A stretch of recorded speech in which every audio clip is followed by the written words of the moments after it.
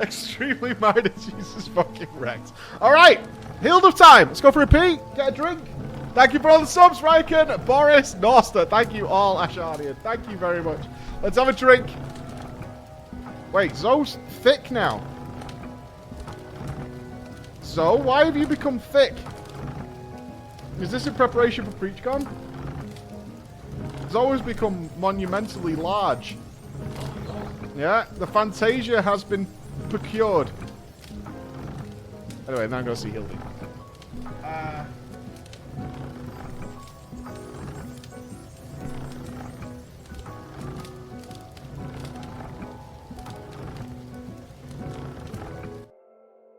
You okay to buy those, mate?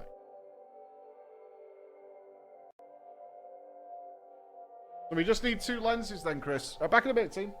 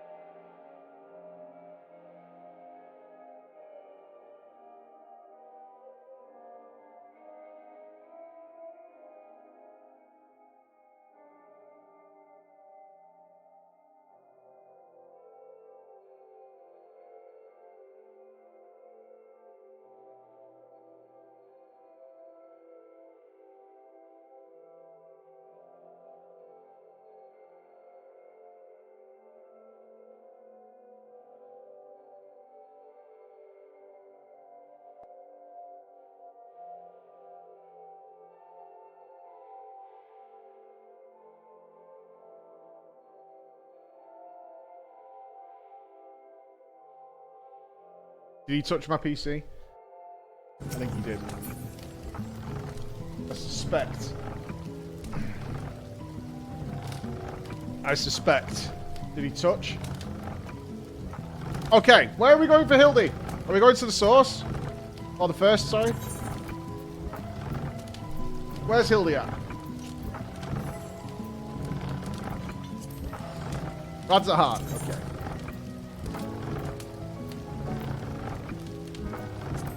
Let's go.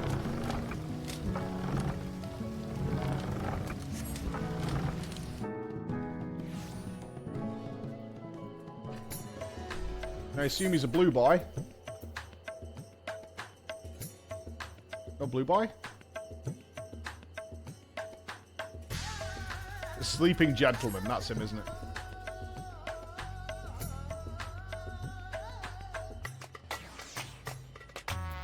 Alright. What have you got for me, Squeenix? What have you got for me?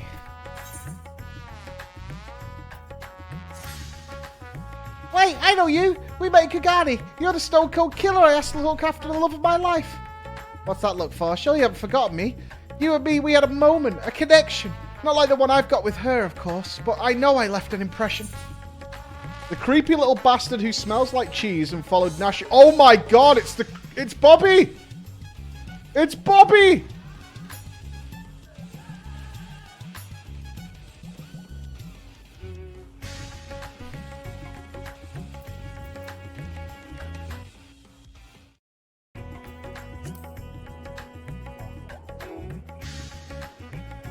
Hey, there's nothing creepy about my love.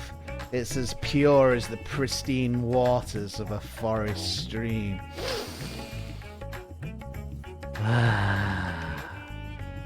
Fair point about the cheese stink, though. But enough about me. This is about the glorious feat of Miss Nashu. Ever since she got sucked into that weird portal back east, I've been scouring the world for any sign of her. I was this close to giving up, but then, huzzah, I found her here in Radzat. Normally I'd be happy to get back to playing the silent, invisible guardian, but she seems pretty distressed by the plight of her inspector friend. He's here too, but laid up and showing no signs of waking up anytime soon. My Nashu has been fashioning all sorts of medicines in hopes of rousing him, but to no avail. I mean, I couldn't care less if he kicked the bucket, but I hate seeing her like this. She's liable to work herself to death.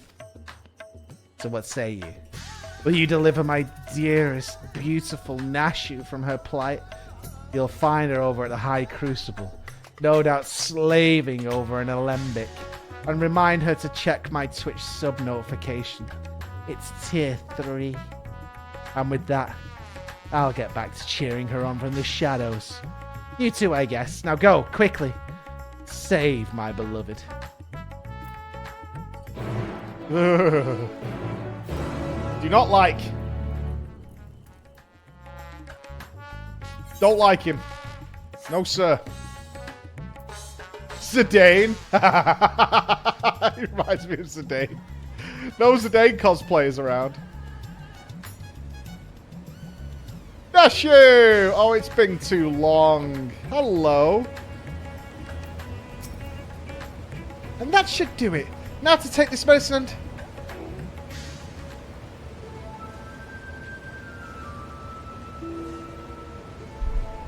God, Floor! It feels like it's been forever. Though definitely less than a year, I'm sure.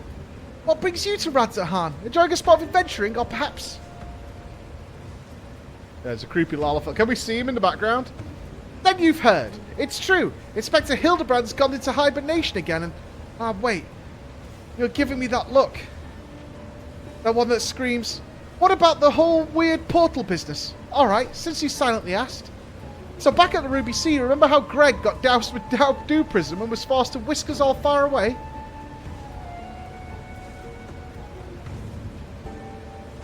How that strange rift opened up when the inspector then got sucked up into, and how I followed him in after that?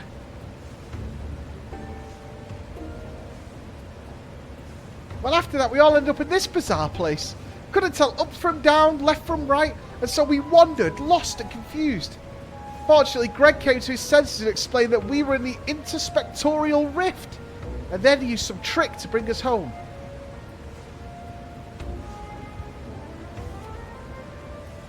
Greg himself stayed behind, though. Something about a score that he had to settle. Not sure what that was about, but hey, you know Greg.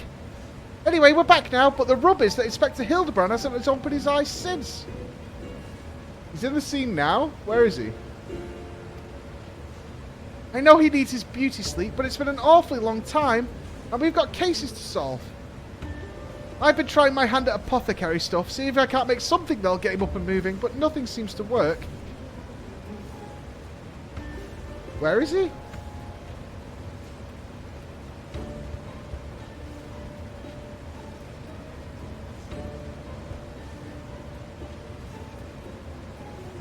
But I think we should be making progress.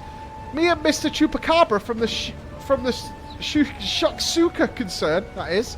You remember Mr. Chupacabra, right? Got sucked into the rift along with us. Former evil mastermind. Not so bad once you get to know him.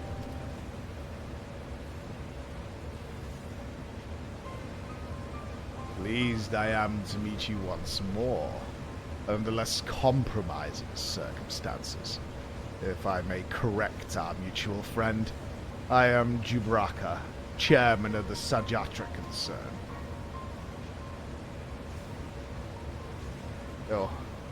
Your distrustful and somewhat bloodthirsty glare is not unwarranted, but in my defense, who among us has not contemplated enslaving the rich and powerful to bend the world to their whim?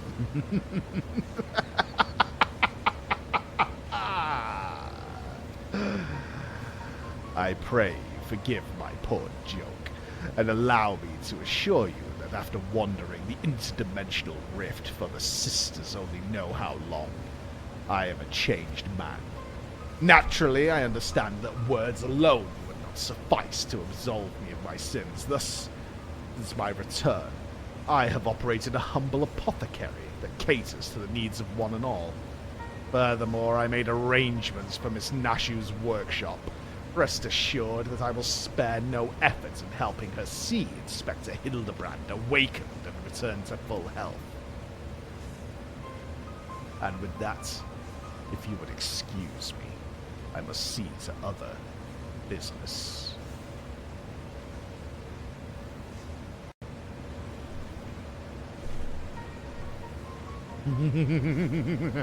Oh, there he is! I've seen him, he's right there. Isn't he the nicest ex-villain you've ever met? Ah, but that's right. I just finished my latest medicine. I've got high hopes for this new recipe. I suppose we have to look into getting the Mandeville Man himself. Yeah, medicine might not be the trick. What about one of your bombs, Nashu? Any bombers? Really? Well, you've seen all kinds of amazing things in your travels, so maybe you'll be able to tell what's wrong with the inspector if you get a look at him yourself. He's resting in a room up in Kama. Let's go.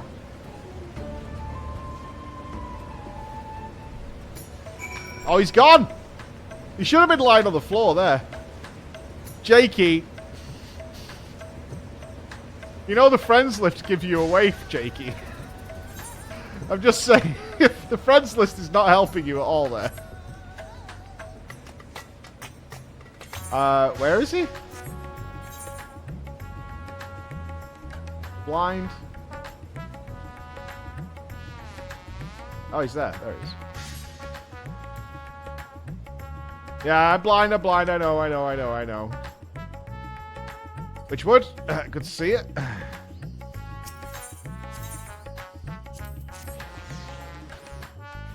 Good morning, Gimme Tokyo. How you doing, brother? We've just started the Hildy quest.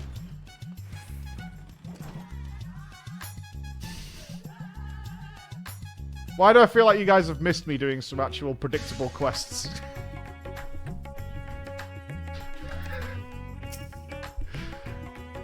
Isn't this room nice? Mr. Chupacabra is taking care of everything. He even paid the rent in full. Ah, but I'm distracting you, aren't I? You need to concentrate while you examine the inspector, yes? I'm not rubbing him with oil. Study the sleeping Inspector Hildebrand. You may move the camera as well as zoom in and out. Target a section and examine it in more detail. Okay.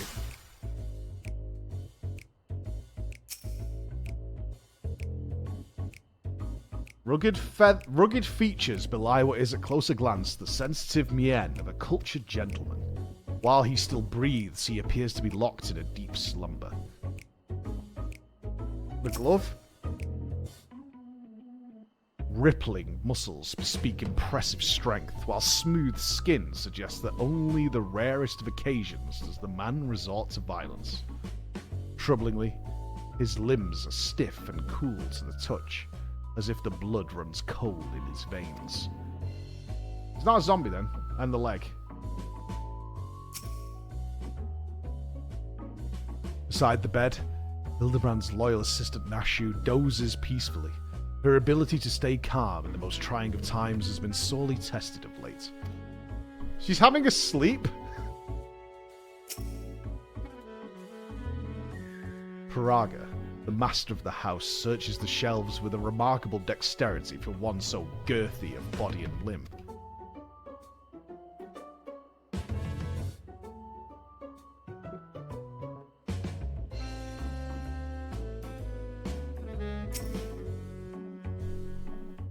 The exquisite buckles of the stylish footwear are a design unique to House Mandeville. These shoes would almost certainly fetch a small fortune in the markets. Wrong colour. I bet some of you moused over the crotch. The inspector's condition is disturbingly reminiscent of the scions who were summoned to the first for a time. He's lost his soul?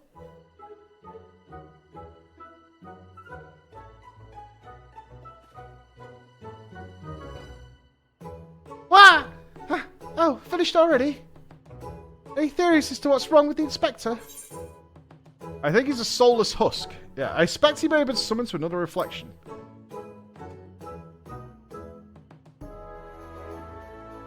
I see, I mean, I don't. But that's what you're supposed to say at times like this, I know that much. How do we wake him up? Blood. The Graha blood. Return his soul to his body. But where did it go? And what is it doing there? Probably went to the first to become the Gentleman of Darkness, as you do. I think it's gone to another world, wholly unlike ours, but still slightly like ours. A world of contrasts. Gentleman of Darkness. Sure.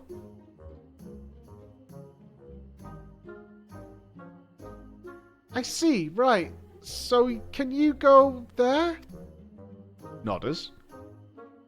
Great! In that case, I'll leave the soul searching to you. I'm sure it goes without saying, but once you've arrived in this otherworldly world, look for a place that smells of mystery and intrigue, and chat with people there. That's standard agent of inquiry protocol. Oh, and since this is Inspector Hildebrand we're talking about, don't be surprised if you find him asleep or have forgotten a thing or two. Not to worry, I prepared my traditional medicine just in case. Don't hesitate to use it, and with that, do take care out there. Alright, we've got our bombs. Okay. Yeah, that's bombs for sure.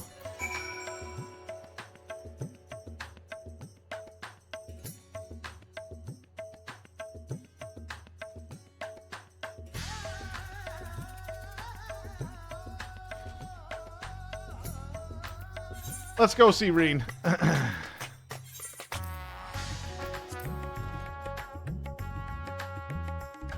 They really... Window peeper. Oh god. Window peepers. I'm not sure the squat emote was a good idea. It may have been worth not including the squat emote. Oh, it's nice to be back in the Crystarium. Many memories. Many, many memories.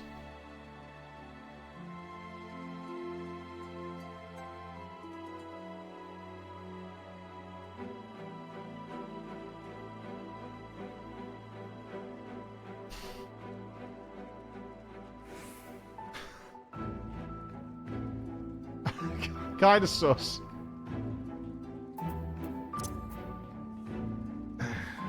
Why does it keep changing my fucking UI?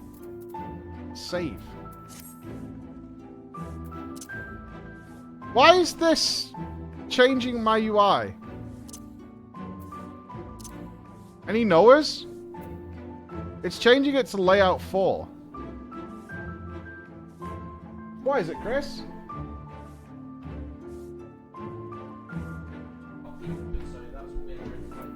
Yeah, but it's bringing all this up now.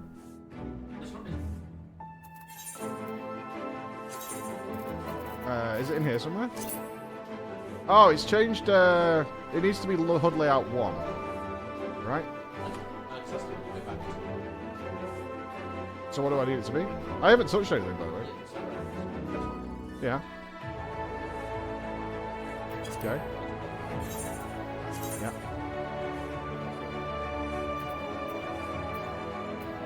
I like this.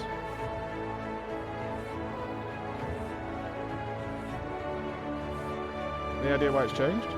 It's using layout 4 instead of 1. Okay.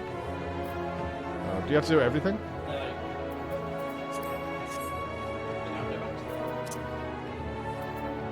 Why did that change?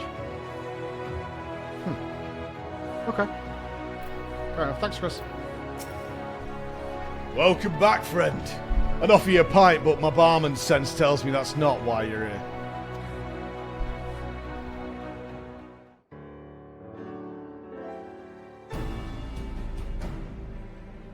So, this friend of yours has gone missing. Sorry to hear that. Well, plenty of travellers pass through these parts. Could you describe the fella to me? A Hume, burly, wears a monocle, well-meaning idiot. He was wearing a tattered suit, most like. Let's go with this one. Oh, bites and bits of stuffs. Thank you so much, man. Thank you, dude. Really nice of you. Enjoy those emotes, my friend.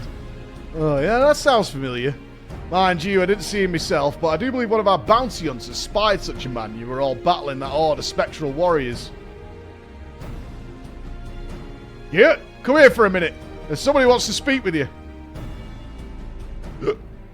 That's so. Hey, quick, sail, gonna drink itself. Oh, wait, you're one of the Exarch's friends. Or your darkness. Fought by his side when the glowing bastards came to ruin our day, but we showed them, didn't we? Yeah. Ha! Well, enough of reminiscing. What's so important that you had to something like regularly scheduled drinking like? Now that you mention it, I did see someone like that, aye. Back there on battlefield after you ran off to do hero shit. At first I thought he was going to attack me like the rest of the spirit what's it's, you know what I mean. You don't know? Just stood there, striking a pose. Gonna scare or seduce me, I think. Damned if I could tell. Still, he was glowing, and I wasn't about to take any chances, so I said, "Oi! Piss off, ghost!" and sent him packing.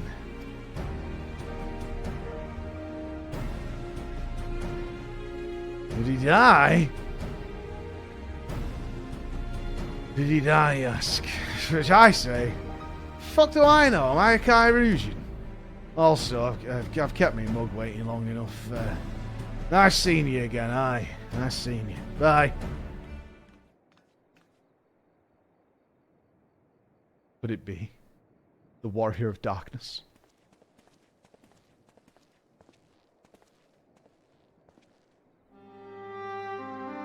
I thought that was your voice, but was convinced my ears were playing tricks on me. It is good to see you again, my friend. We didn't mean to eavesdrop, but we overheard you discussing the renegade poser. We've been searching for him for some time now. There have been sightings in Lakeland, you see. Bernard and I have been tasked with getting to the bottom of it. We've little in the way of useful information, though. All we know is that he appears without warning and strikes a disturbing pose. It's not caused any harm if you discount the shock of a strange man gesticulating in your general direction. That is... Nevertheless, we're worried his behavior might escalate. Have you been tasked with apprehending the miscreants as well? Not quite, Bernard. Flo's come back to track down a missing friend. Yeah, might be. He's my friend, of course he's my friend.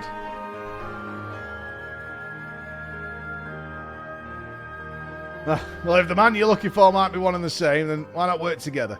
Between the three of you, you're bound to have better luck. It would be an honour and a great help.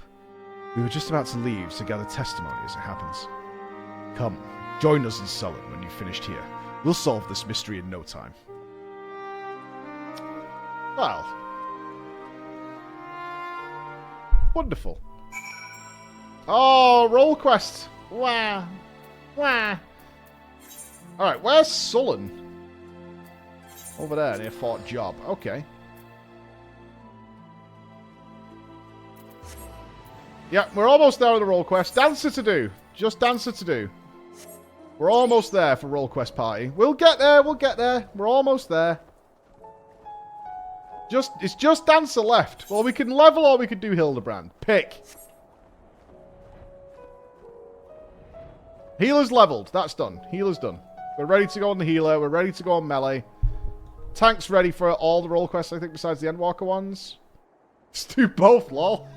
Can't. I'm too busy being on Squid Games. You'll have to wait. You'll have to wait. I've got to be on Squid Games. I've got to win $4.5 million dues.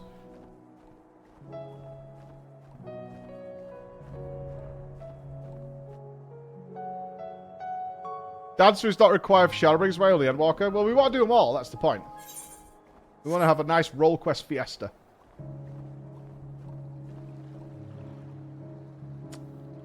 Hammer up. I remember. Ah, Raven Rib. Associating with the paws, I see. That's a nice picture. Hythlodeus gonna make me act up. Hithley would never do that. Hithley's a friend. Can we go in here?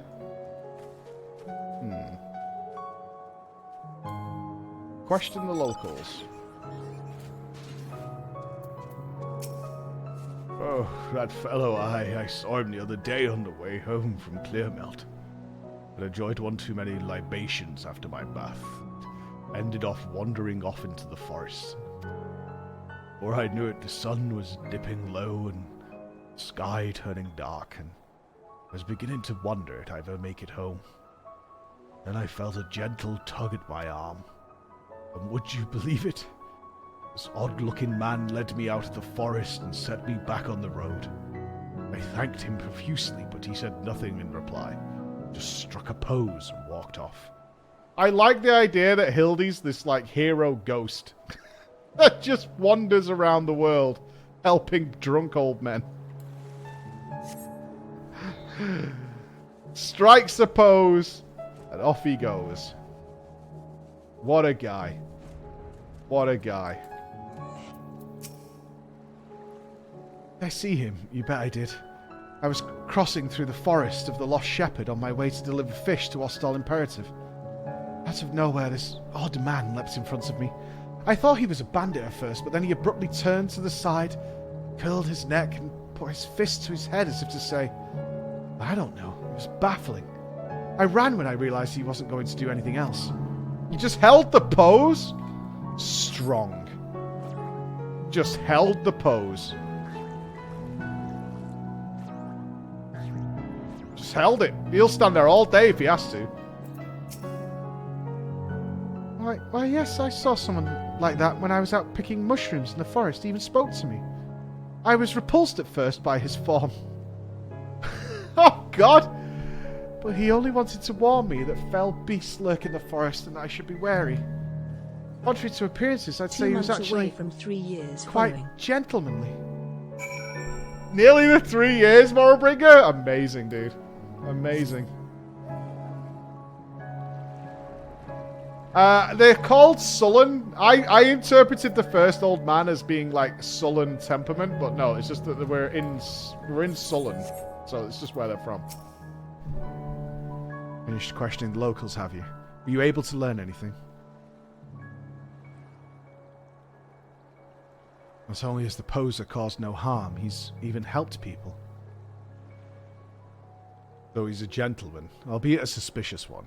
Something of a contradiction, you might say, but there's no reason to doubt what we heard. Everyone seemed to encounter him in the forest of the Lost Shepherd, right? And that's where we shall look. Alright. Spent all my money on beer in Germany, so you get the poverty sub this month. I'll take the poverty subs.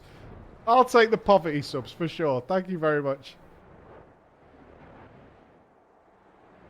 Poor subs. I like it. I'll take what's going. Imagine the camera I could buy with $4.5 million. Probably 6. No. 8K.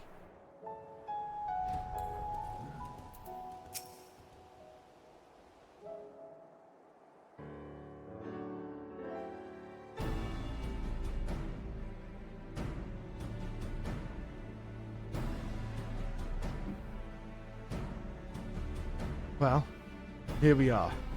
How exactly are we supposed to begin our search? These woods are, well, woods.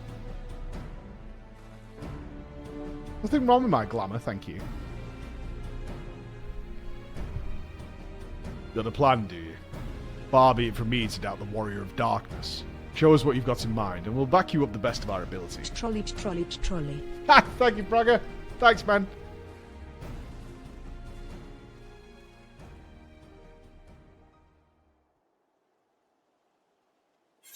God, I've missed doing this.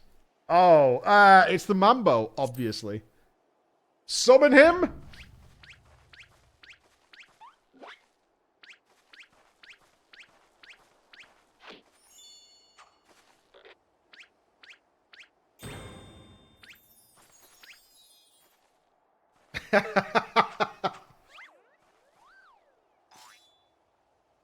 Behold! Yes! Embrace it! Become one! Oh, beautiful. Sweet moves. Hark! What familiar gentleman gyrations are these?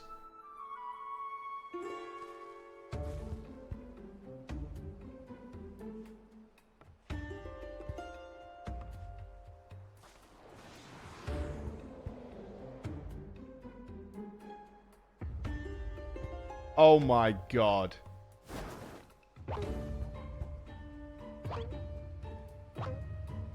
Oh my god. He's still got his face paint on.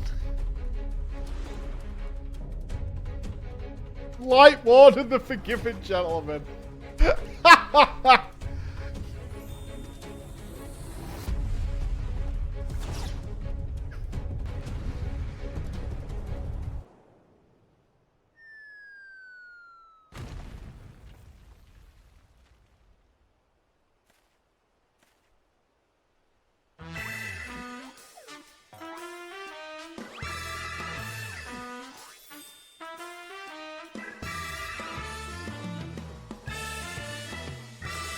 On your guard. It's a Sin Eater.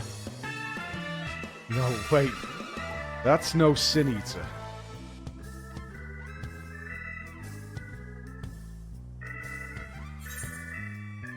It's the Gentleman of Light. Yes, mate.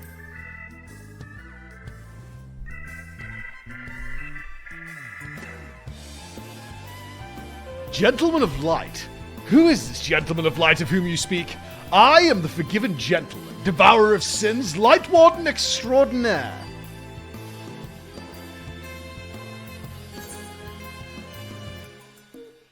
You might occasionally moonlight as a zombie overlord, but trust me, you're a Gentleman Inspector.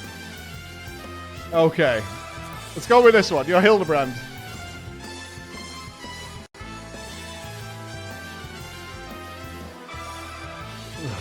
Inspector? Sin Eater. Inspector? Sin Eater. You're acquainted with this gentleman.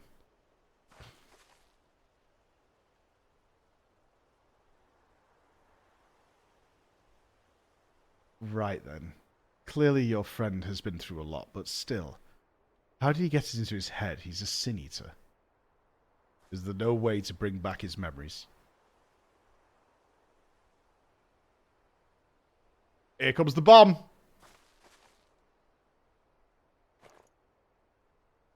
Yep. Explosives. We are still trying to save him, right?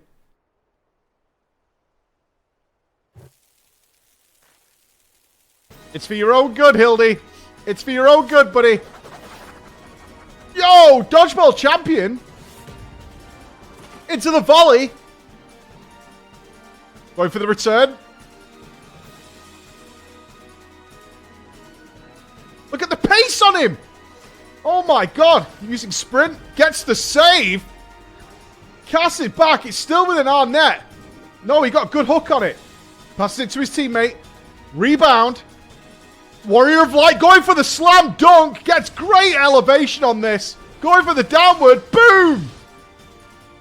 Can Hildy defend this? It's a 3-on-1 combination. We put swerve on it. Oh, right to the face.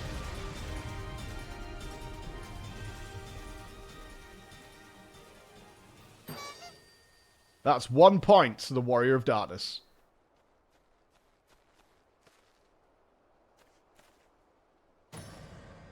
Wicked White, we've killed him. Calm down. You can't kill Hildebrand.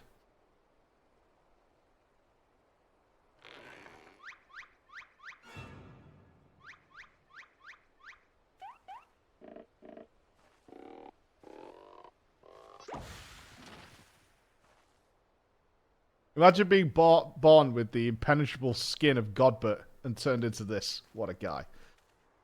I say, Floor, I had resigned myself to Nashio's ungentle methodology, but you too, my brutish friend?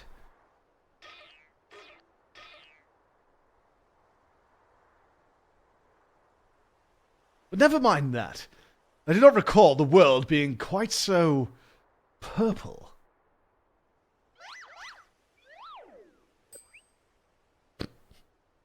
Previously, I was with Nashio and Greg, wandering the bizarre, shadowy realm known as the Inspectorial Rift. Echo?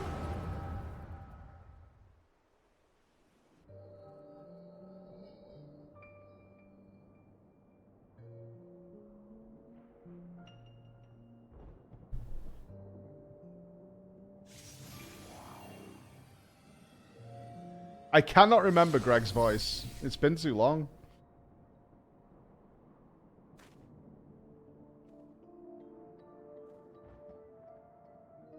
Where am I?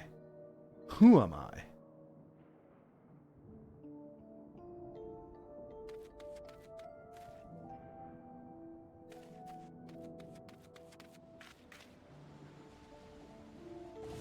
The pace!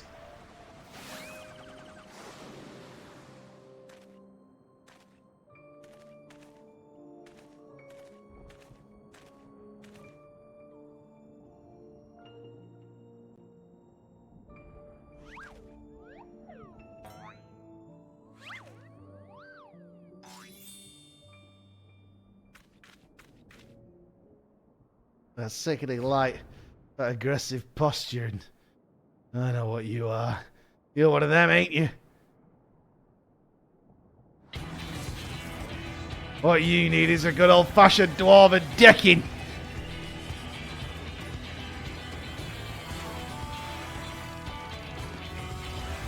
Piss off, ghost!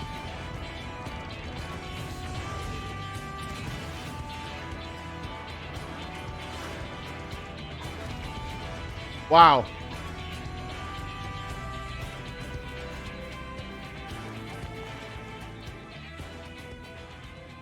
Look at the form, though. You've got to admire that form. The core strength on this lad.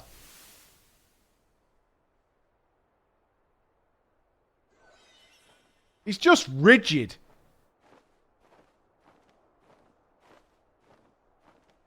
Oh, and then a Sin Eater came for him. Did it shit on him?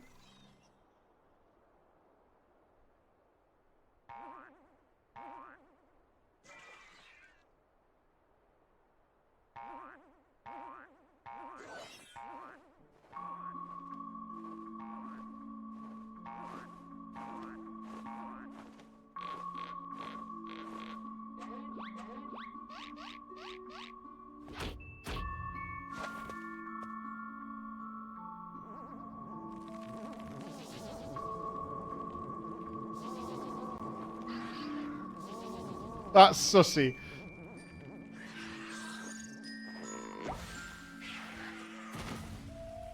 Oh my god, his ass scared away a Sin Eater. Run for your lives, it's a Sin Eater!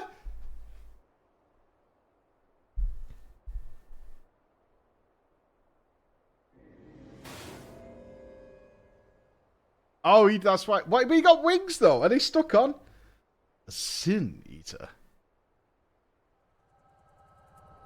How do you get the wings? Has he just stuck wings on?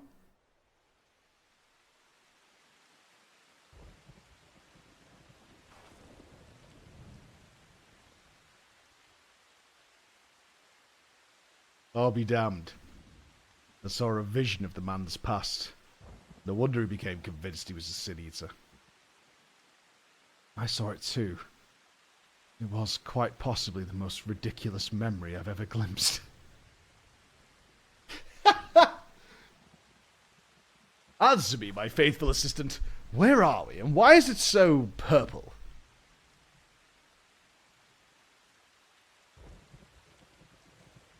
The first? The first what? Are you telling me we've somehow travelled to the entirely different world?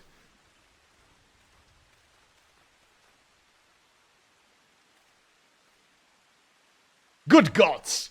To think that I have transcended the very boundaries of time and space. But worry not, my adoring fans. Hildebrand, Agent of Inquiry, Inspector Extraordinaire, will return to you forthwith.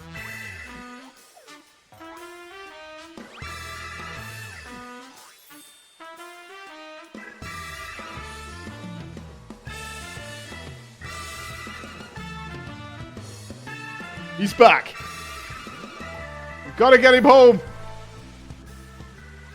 Although I'm not sure he exactly belongs where we are.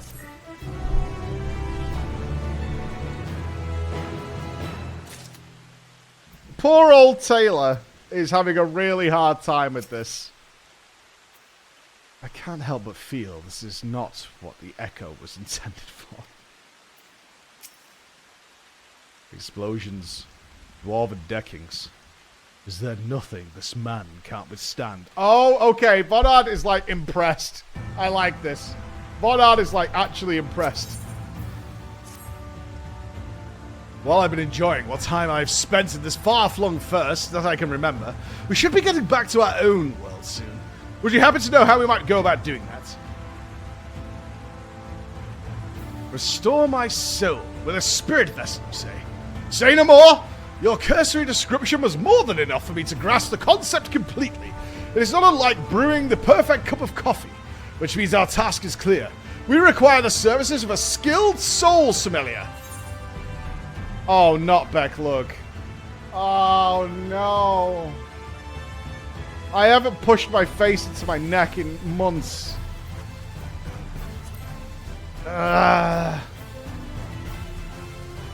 Splendid. I see that even in this world, you rub shoulders with the cream. Let us pay this Becklug a visit. I'm not sure what you're plotting to do with souls, but if you require Becklug's assistance, we can help. Aye. They've aided us time and again, and I reckon they do the same for your friend here. Come with us to the Cabinet of Curiosity.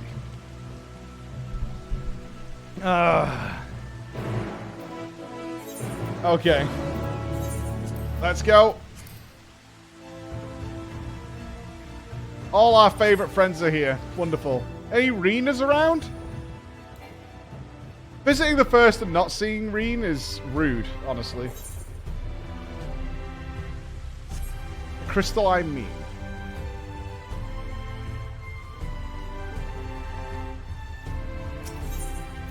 Go see Lena. I can't. She makes me sad every time. She always makes me sad. She just wants Graha back. That's all. If you're ready, I'll call for Becklug.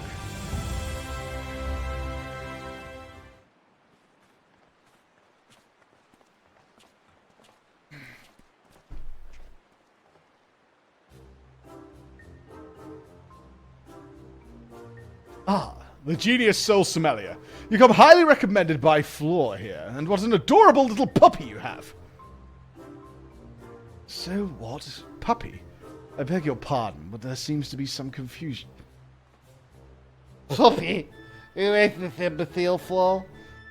I've half a mind to make him dig a hole so I can throw him in it. I presume he's a friend of yours and one in need, no less. What?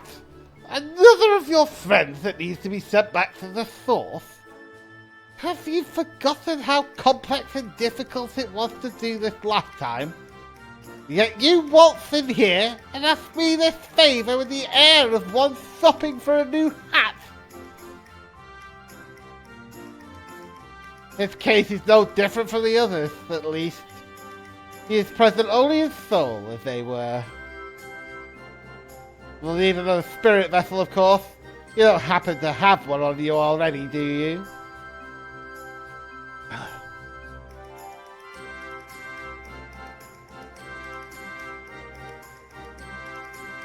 Entrusted to you by the crystal exarch, you say? If only he knew how you were using it. Fortunately, I have a porksy on hand. We've been using it to treat patients at risk of transforming into ethers. I suppose it's due for a change of pace. There is, however, one concern. In case I didn't make it clear before, the process can place great strain upon one's soul. If he is lacking in resilience, there is a chance he will not survive. That his very essence will be rent to thunder. Yeah, that's fine. Let's risk it.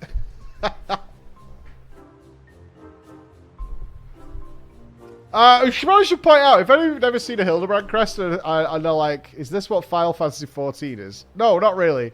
Hildebrand is a quest line, a series of quest lines that usually appear once every expansion, but they actually didn't do it just in Stormblood? In Shadowbringers? Oh, it was just in Shadowbringers.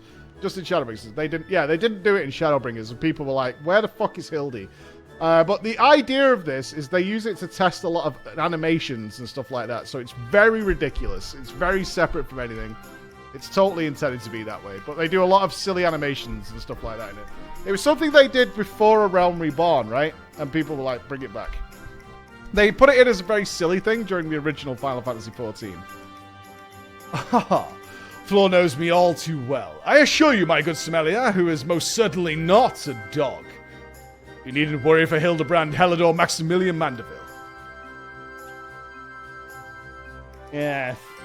I get the distinct impression that the gods themselves could not kill him if they tried. And they have. Come along then. Hildy can't be bothered to remember that name.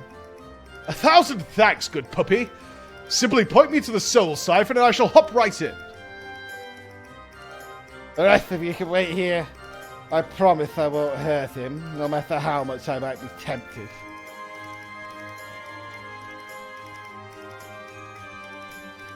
Well, this is going to be a quick fix. A very quick fix. Done!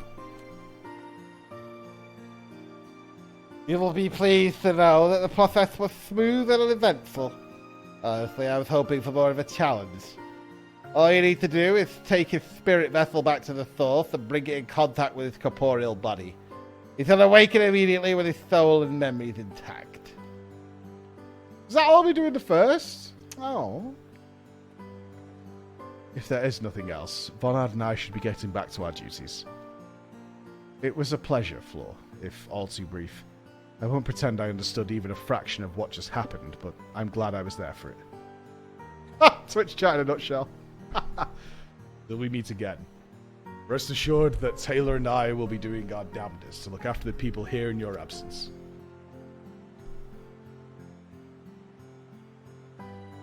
Very short Hildebrand quest, just a volleyball scene and done.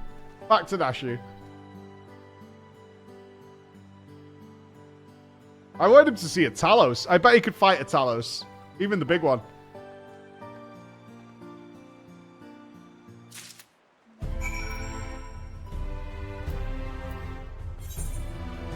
And that's it! Oh, we're going back! Unless it goes wrong. Potentially it goes wrong here. Hold on. Hold fire. Lion. What was it called? He's in Kama.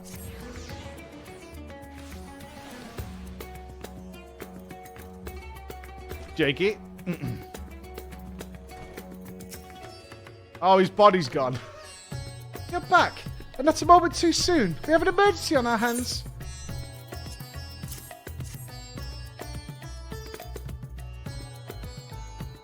The Inspector's soul is in this, you say? That's great! But we have another problem now. The Inspector's body has gone missing.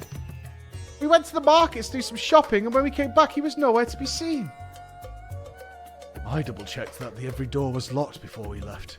There's nothing to suggest someone forced their way in. We've got a case in our hands. The case of the evaporating inspector. We must begin our investigation at once. Come on, let's start looking for witnesses.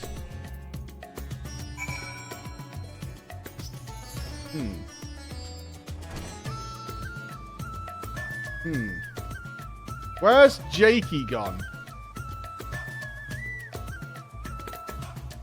Very suspect. Very suspect. Did I see anyone get carried out of that house, you ask? I was too distracted with stock taking to make note of any comings or goings. Sorry I couldn't be of more help. Crocker! Oh my god! Thank you! Crocker smashes us! Oh my god, thank you! Over the 4K mark again! Brother Crocker. High fives and loves to you all. Jakey stole him?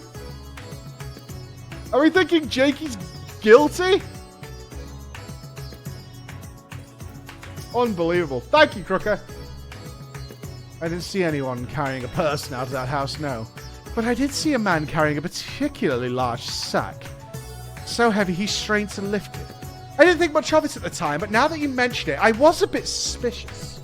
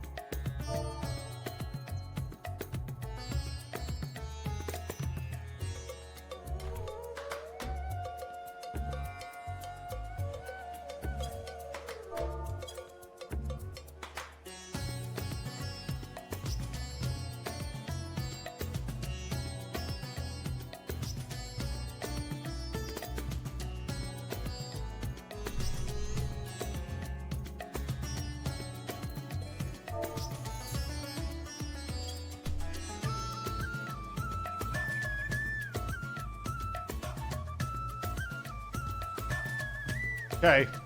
Put Skelly on the list. Potential suspects. Potential suspects.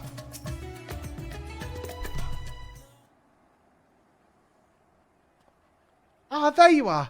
This man says he has vital information that will help us in our investigation. A pleasure to make your acquaintance. I am Delian, editor-in-chief of the Thavnarian Truth, a monthly publication devoted to exploring unexplained and otherworldly phenomena of our... Oh my god, is it a conspiracy theorist? I'm so in. I am so fucking in if this guy is, like, believes in, like, a flat world and all that. I can't wait. I can't wait. Your companion shared with me the news of your friend's disappearance. I happen to know precisely who is behind the incident, but I fear you may not like the answer, for the kidnapper is not of this star. They come from the heavens, from beyond the great expanse. They descend in curious, saucer-shaped airships to study our world, our society, our buildings, our very bodies. You shudder, no doubt, as you realize of whom I speak. It couldn't be, you protest. Oh, but it could, and it is. Your dear friend, the inspector, has been abducted by... aliens.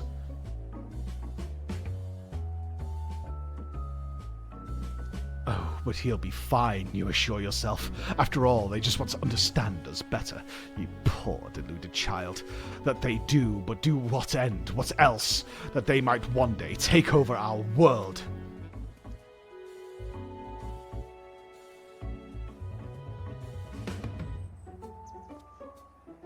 What is worse, they plot to do so with the aid of collaborators, or the Sharlians. Sharlians are in league with our would-be overlords, providing the aliens with vital information in our vulnerabilities in exchange for a position of power within their regime. The final days was also a work of these alien invaders, an attempt to sow chaos. But our world would be easier to conquer. Blessedly, it was thwarted. If only by dumb luck, as those that did the thwarting were blissfully unaware of the true nature of the threat. Yeah, kind of. I had hoped the setback would discourage the aliens from coming back, if not move them to abandon their ambitions. But it would seem events have only emboldened them. If they are indeed carrying out abductions here in Radzahan, even as we speak, your friend lays prone on a sterile bed in their base on the surface of the moon, where they poke and probe him with inscrutable instruments as their floppy ears wiggle with fiendish delight. Ah, but I've said too much. I must continue my investigation in secret. The fate of our world is at stake.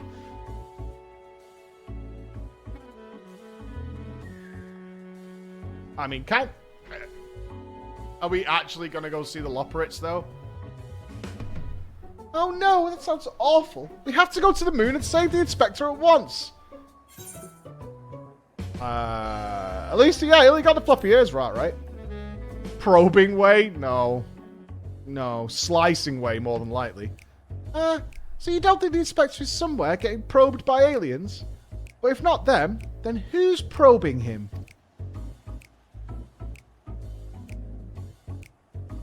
A man carrying a suspiciously large sack. That sounds promising. Maybe someone else can tell us more.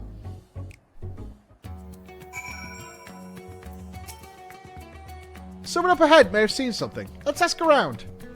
Nashu is now accompanying you. Can you bring your side on to proceed with quest objectives? Okay. Alright.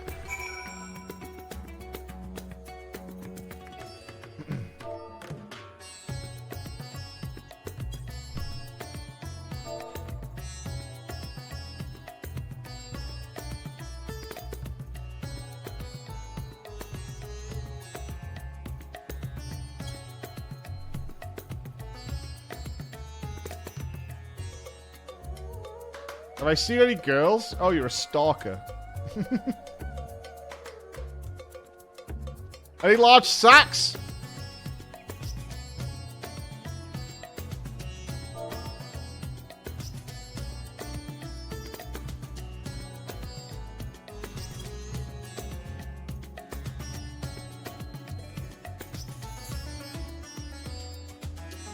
Looking for a large sack. One large sack. Ah, the janitor will know. Rieger and his family are the nicest people. They've got such gentle eyes and long snouters too. Longer than anyone I've ever met in Eorzea. Yeah, the janitor will know.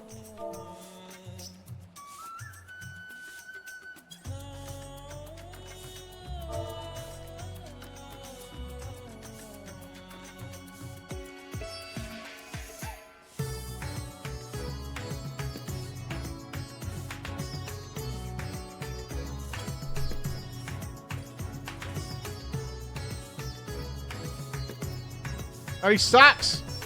A large sack. I don't actually like to talk about it. It's a medical condition.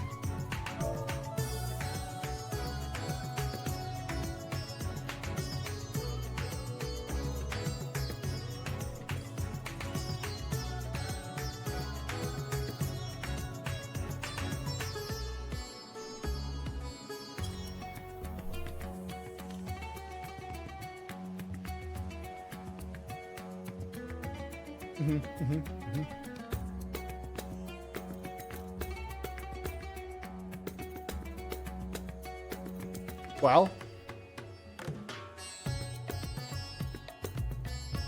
there was a bloke carrying a heavy sack through here long ago. Okay.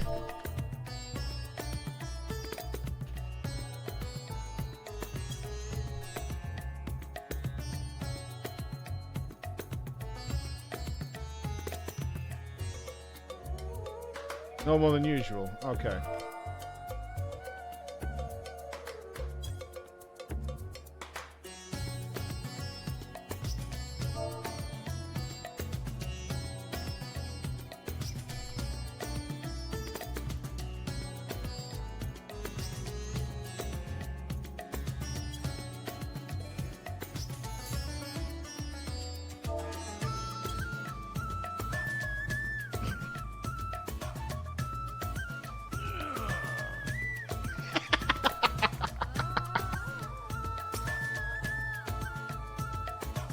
The man with the sack, indeed.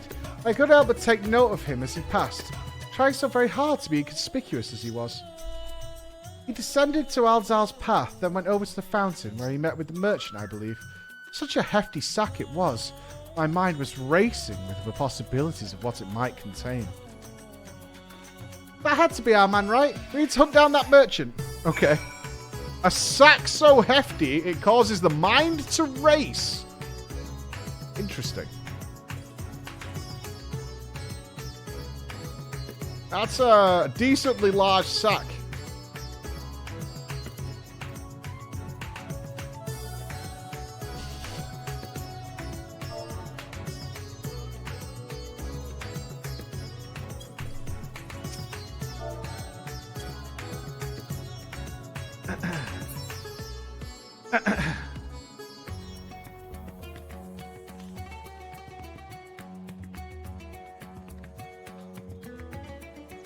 Did I see a creepy lying on a ledge? I saw a lion on a ledge.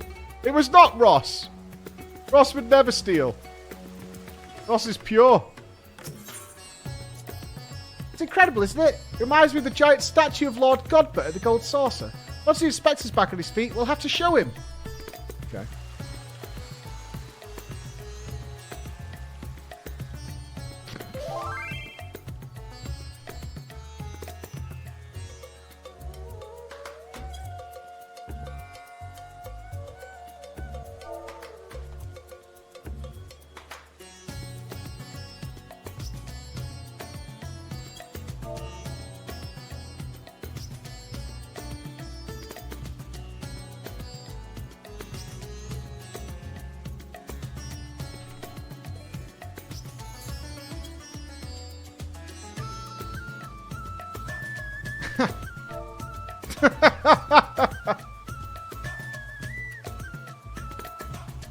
Fair enough. Lion has vital information. I can't get back up to Lion though. Help! Lion has vital information. I can't get back up there. We're not taking the long route. Unlock. I'm a skipper. Hold on, I can't. Hold on.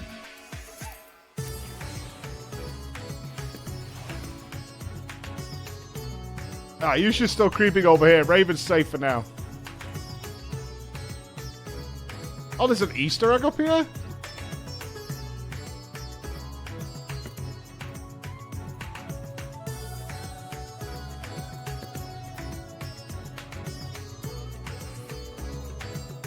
Oh, no, Bobby! Oh, Bobby. Bobby, please. No, Bobby. Bad Bobby. I'm not doing the jumping challenge. No. No.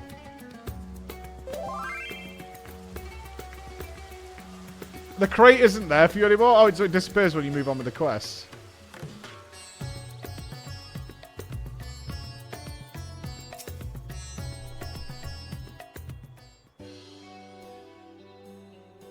Man with the large sack. You bet I saw him. In fact, I sold him my chocobo. At first, I told him to get lost. That bird and I go way back and so forth, but he was in a hurry and his offer was very generous. When you're in my line of work, you can't afford to get too sentimental. And now I can buy a whole stable's worth of chocobos. Did he say where he's planning to go next? Lalafell check? Mod check? Oh, no? That's not him, is it? That's just another Lalafell. Don't accuse all Lalafells. He was muttering something about having to get to Saltwind's Welcome in a hurry. Probably why he was desperate for a chocobo. It's a long way to go on foot, never mind the sack. Did you hear that, Flo? We need to head to Saltwind's Welcome right away. Nodders? Nodders? It's not all Lalas. How can you say that? Saltwind's Welcome. Okay. Oh, we got some flying to do. Let's move out.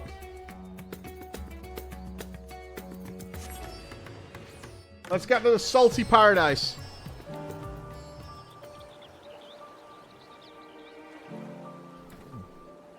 Refreshing. It's all the male Lalas. Maybe. They have Makote's dance for them in very risque thongs. The Lalas? No way. They would never do that, right? That's untrue.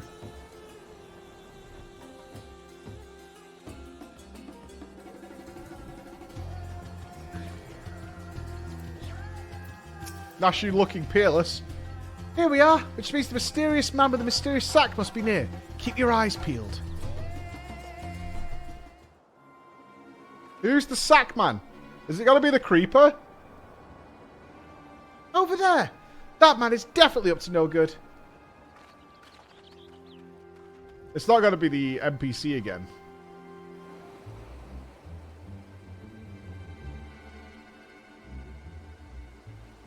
Maybe he's waiting for a co-conspirator. We should stay out of sight and watch what happens.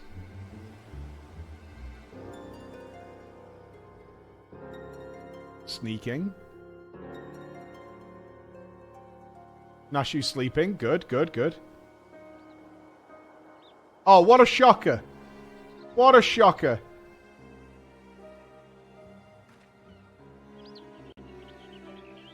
Ah, Mr. Chupacabra. We expressly told us he had put the evil schemes behind him. He wouldn't lie, would he?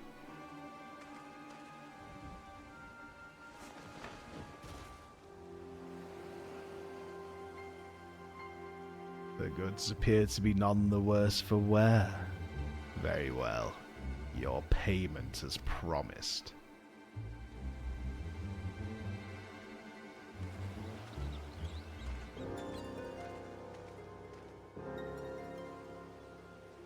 My client will be most pleased.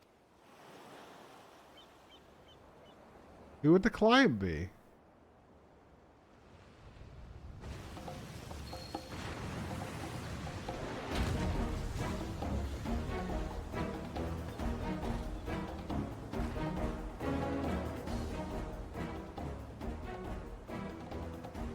Right.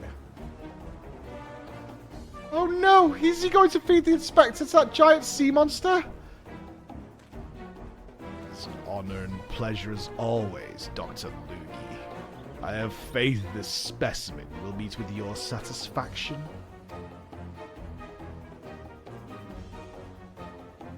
Where was Dr. Loogie from? FF4, right? Yeah? So, this is the one said to be the strongest, most resilient in all the world. The Mandeville Man. None other. He has weathered countless explosions and a multitude of martial abuses, including a devastating suplex I myself did witness. It is even said he survived a journey to Dalamud itself and survived the Lesser Moon's fall with nary a scratch. Most fortunately for us, he has fallen into a coma from which I am assured he will never wake. You are free to do with his body as you please. Even the mightiest of warriors can't fight while asleep. Those meddlers may have gotten the better of me and my beautiful boy in the Tower of Babel, but my next child will be all but invincible. With this body mind to command, I will exact a bloody, glorious revenge! Forgive my boldness, Dr. Loogie, but when might I expect the rest of my payment? I have debts that must be repaid. Worry not! With the Telophori gone for good, the vast fortunes of House Brutus is entirely at my disposal. I shall shower you with wealth, my loyal minion. Gladly shall I accept the spoils, Doctor, and resolve never to renounce my wicked ways, for surely this time I will suffer no comeuppance.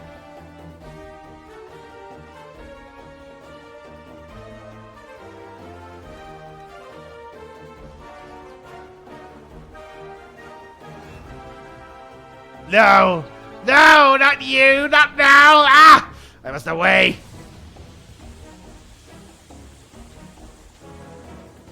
That robot's slow AF, bro.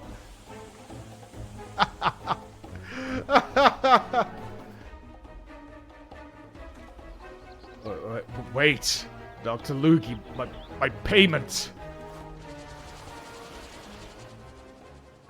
You saw Bobby? Where? Wake up, Inspector! Oh, there he is. Yeah, I see it. Kobe!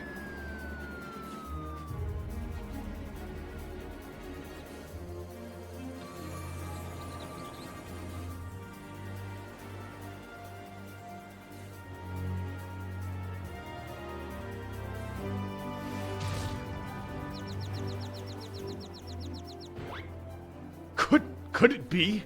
The world's no longer purple.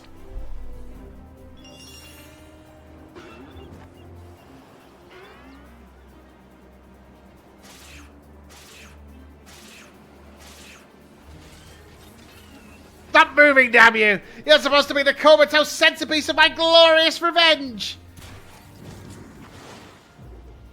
Oh! Yes.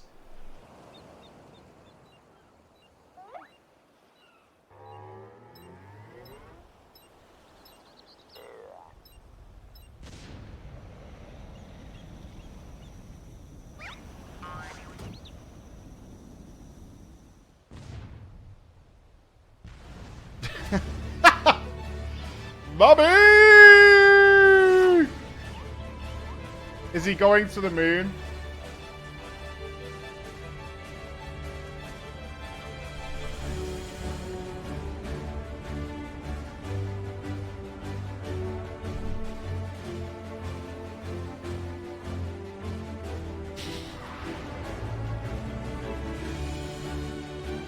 He can even survive in outer space. What a guy. Not again!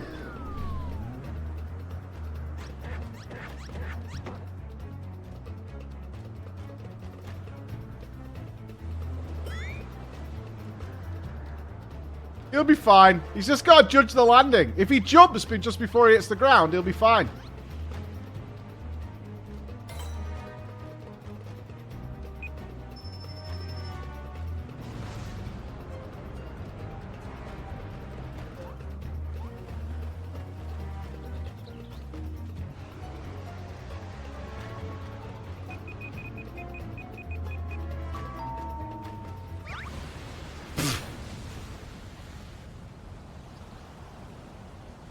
Get off it.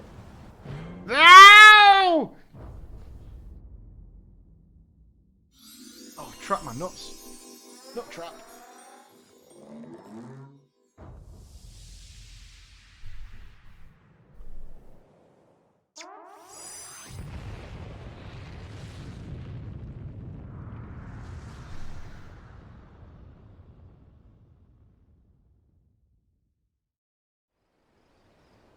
He's fine.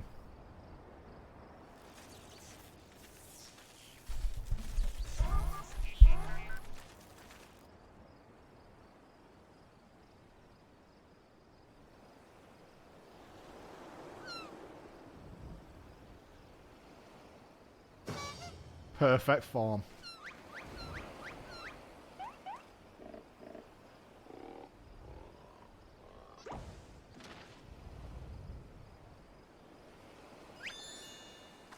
Absolutely perfect form. I say, that was rather dramatic series of events to awaken to. But more importantly, after a brief detour, I find myself in my own world once more. My most sincere apologies for causing you such trouble, my loyal assistants. But rejoice, for Hildebrand, Agents of Inquiry, Inspector Extraordinaire, has made his triumphant return.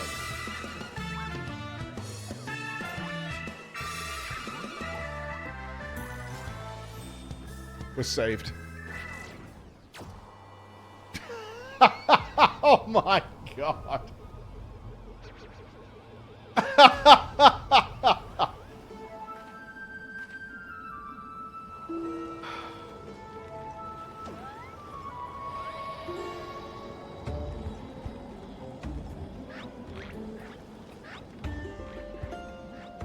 Is it the Lopos?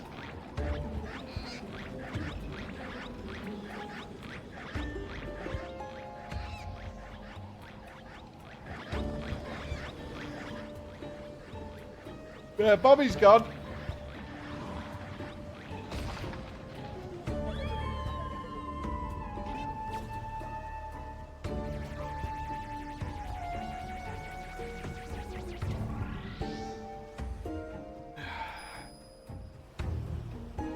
Wait, Inspector! I knew it. An alien abduction.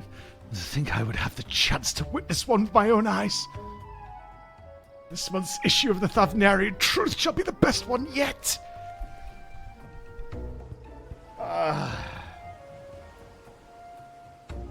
just when I thought we finally had the Inspector back off, he went. And then came back. And then floated off again. Probably gone to the moon. Who's laughing now? Yeah, proven. Bigfoot time.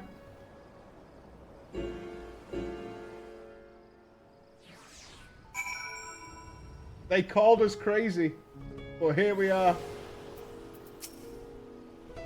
I know it's not the first time that he's taken to the skies without warning, but still, it's always a little disappointing. Still, there's no use crying over flying inspectors. Let's return to Radzahan. Why? I can go to the moon. It's fine. I think we need to go to the headquarters of the Thavnarian Truth and get to the bottom of this whole situation.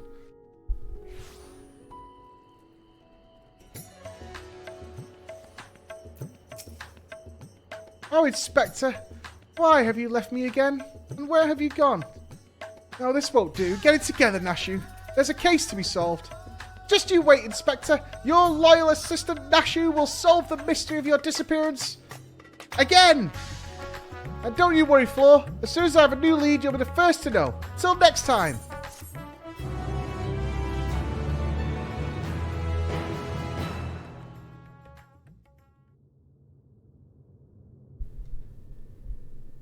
Meanwhile, in Mare Lamentorum...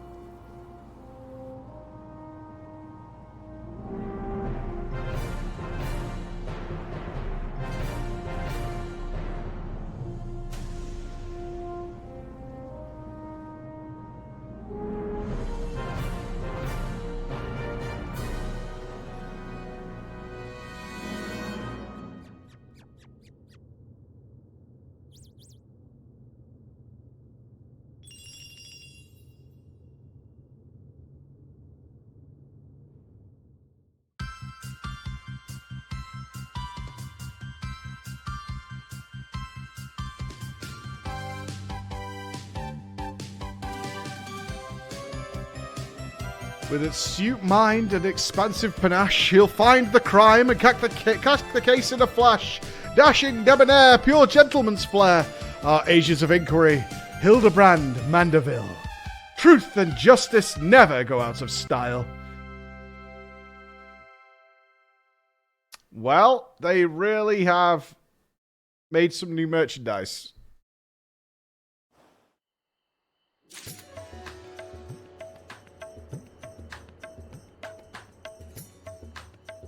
Wait, is that it? Do we have to wait for the next patch? No, man. Oh, no. You... What, mate?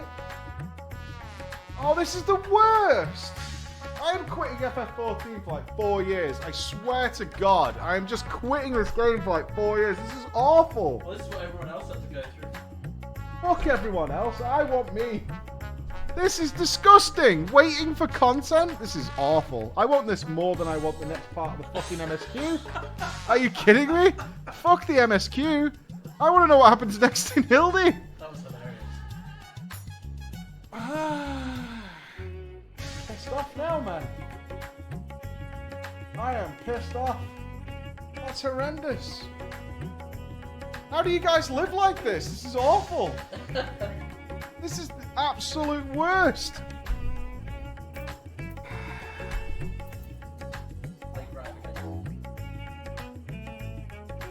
I thought it was just the Hildebrand quest. 100% I thought it was just the Hildebrand quest. Yeah, I thought they'd just released the whole thing. I wasn't there. I wasn't there for however it's been. We're used to it. I'm not. This is horrendous. Congrats, you're one of us. I don't want to be one of you. I don't want it.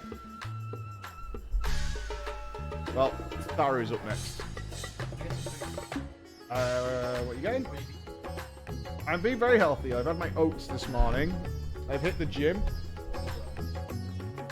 Subway sandwich. Yeah, turkey and chicken, something like that. That's not too bad. No, no, actually. Some cheese on it. That's it, and some sauce, some barbecue sauce. Yeah, and some brown bread. Brown bread. Thanks, Chris. Tataru's is also episodic. That's fine. That's fine. Oh, that hurts. That hurts the soul.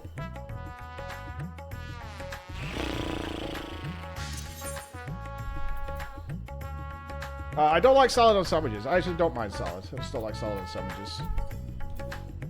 I always find the onion and stuff tastes too strong.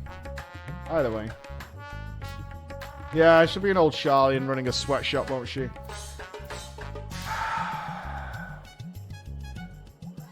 This is the worst. I was utterly... It never even entered my head that it was in episodes. I actually don't think I want to do the next until it's all out, because I'll forget parts of it, and I'll be like, oh yeah, that happened, and that.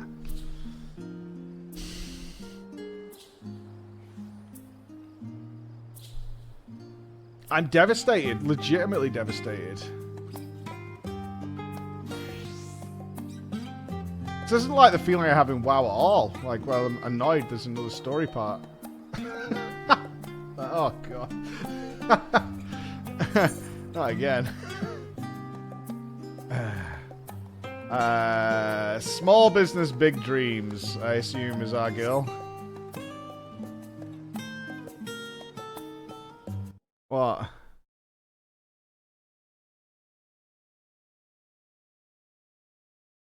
Yeah, I'm angry. I'm mad. That was Johnny on the spot with that clip, though, Bex. Holy crap.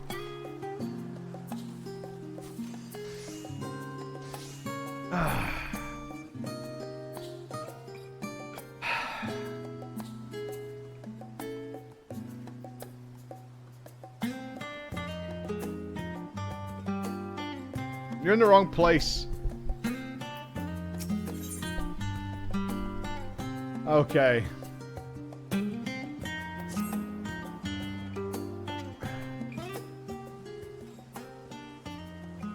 Floor Inspector, welcome. Welcome. I am Magina, assistant shopkeeper and apprentice seamstress here at Tataru's boutique. I doubt you I remember you. I'm merely one of many who owe you our lives, but you'll always have my gratitude for saving me that day in the Eblin Rhyme.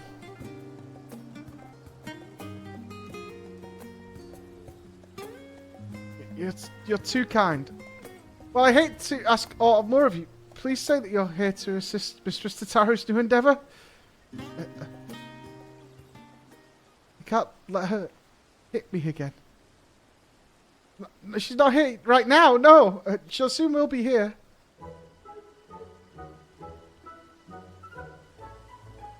Okay now. Whatever would we do without your penchant for turning up precisely when you need it, eh? Now, to make a long story of our solvency short, we've secured the resources to produce some new designs, haven't we, Medina? I developed these in cooperation with the guilds near and far. And in sufficient quantity to meet rising demand. Shan't rest on our laurels, however. To serve passing adventurers and the occasional intrepid Charlian is all well and good. But we're hardly taking the world by storm, no. Much like yourself, we must look forward to new horizons. The Scions prove that cooperation on a star-wide scale is possible, and we would be fools not to capitalise on that to build the grandest trade network in the history of idling. All for the greater good, of course, aye.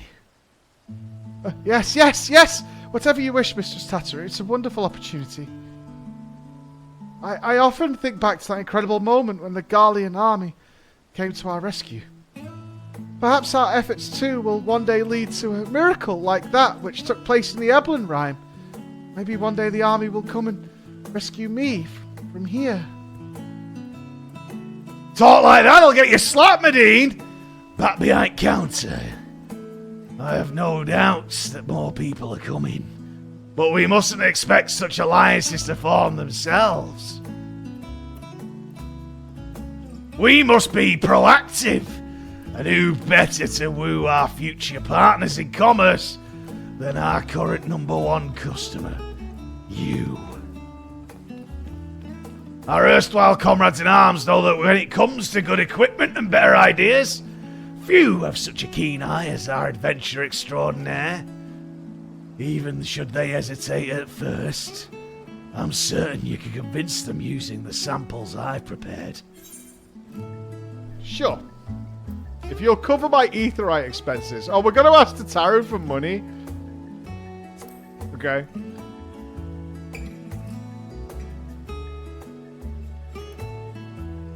But of course, with your assistance, we'll have both coin and goodwill flowing in no time.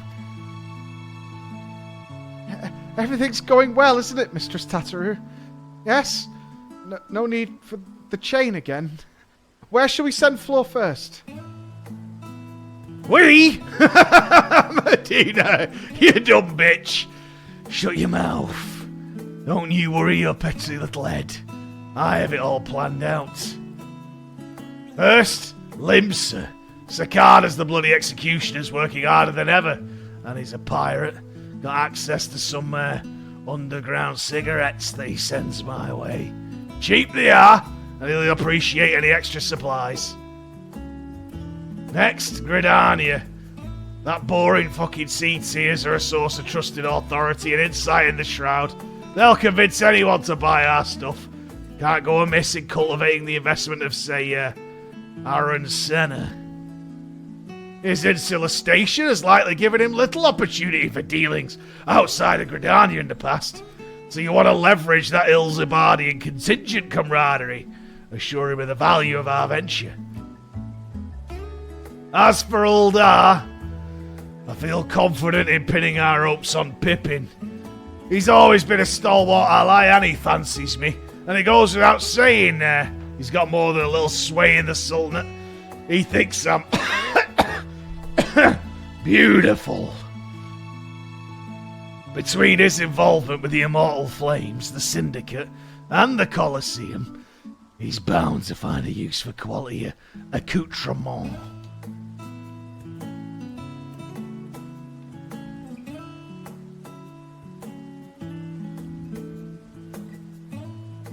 With that out of the way, Medina, get to work!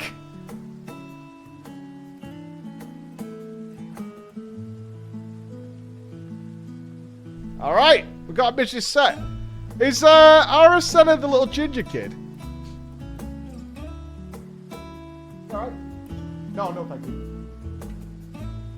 Thank you, Chris. Never let it be said that Tataru is stingy with his samples. Here, take a little slice of steak pie with you. That'll get him. Now, you make your way to Limsa and climb aboard the Estelicia.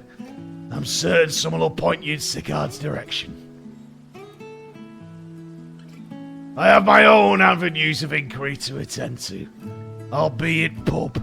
Let's go! Alright, all set. We've got our mission. We're doing the work of Tataru to save Medina from yet another beating. To Limsa!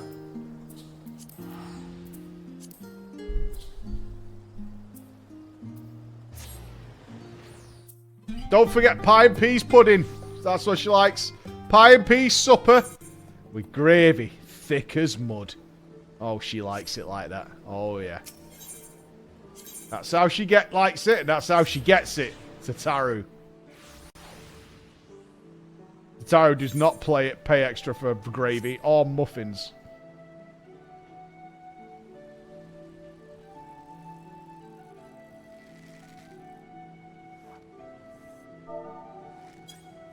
Why can't I kick?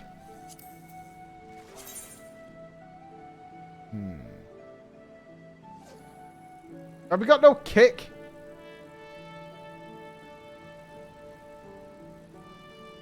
What cigarettes does Tataru like? She makes her own. Woodbines. / sulk.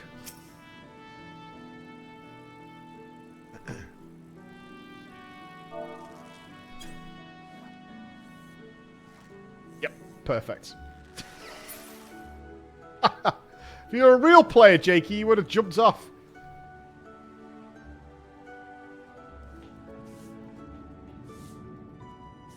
I hope Braggart will notice me one day. Oh, lost love. Lost love. You can't get the attention of Braggart. He's focused on his work, okay?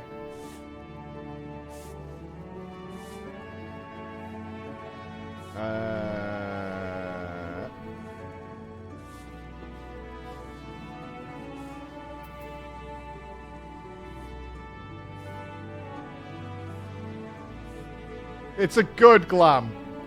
It's a very, very good glam. Stare at me. Alright, I recognize you. What do you want?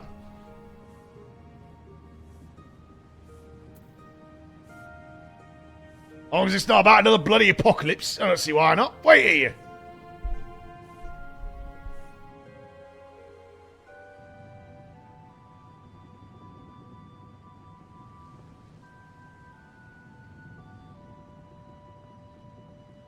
I wish we could get the ship as a house. I like this.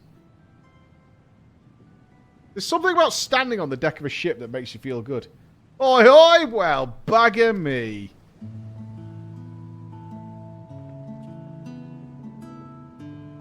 Thought we'd seen the last of you for a while. What brings you aboard?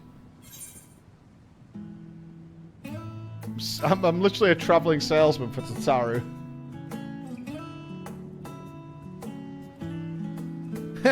Your sales pitch needs some work, but I see what you're getting at. We're already travelling halfway across the world every half moon. May as well earn a little extra for our troubles, eh? You know, there was a time I thought pirating was the old world. That being the best of them all meant something. Going to Hilzabad made me see how small the world was compared to the real one, standing next to the star's finest. I started to wonder what I had to brag about.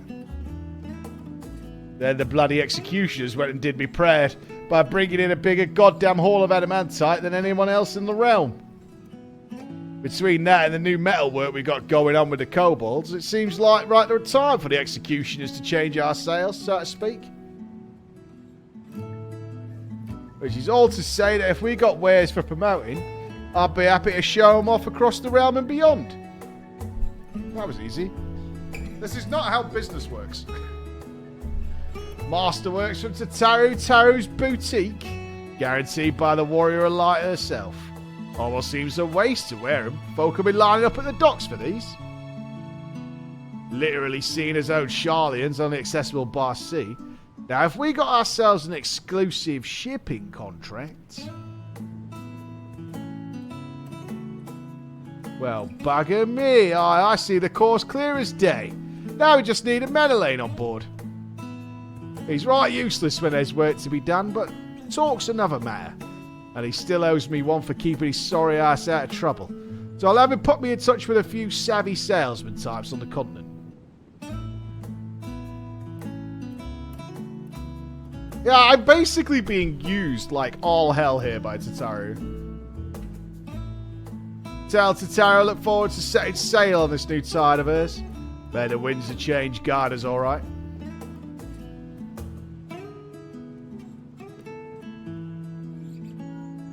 Thank God we have all these friends to provide Tataru. Floor, it's me. One second, Floor. Roger? 2 pints of bitter, please, and a pack of pork scratchings.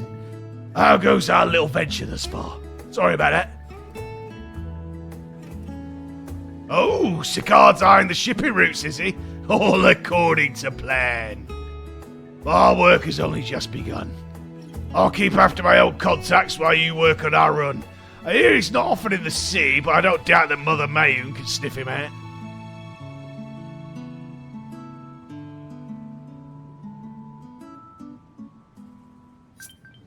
Yeah, it's all going according to a plan. Grenadier! Oh, it's been too long. It's been way too long. I think this... Speak with... How do we pronounce this name?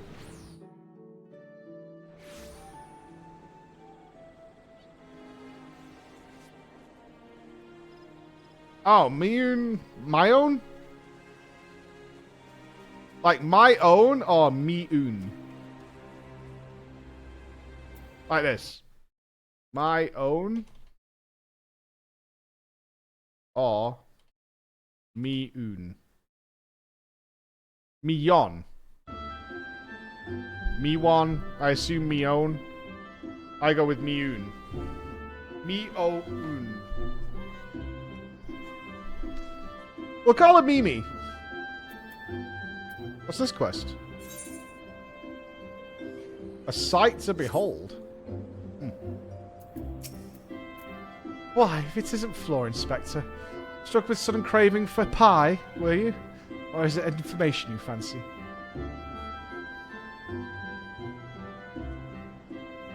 Oh yes, world of seed seers, comings and goings never fails to reach my ears. I'm told that ever since he returned from his foray to Ilzabad, he's been roaming back and forth between our neighbouring tribe settlements and the Lotus Strand. You'll miss him if you make for one or the other, like as not, so I suggest you waylay him at the Blue Badger Gate. Okay. Sightseeing? Big content that I'm missing in FF14? No way. Big content. You never got a sightseeing log. No. I do not have a sightseeing log. Skipper? Unlock it!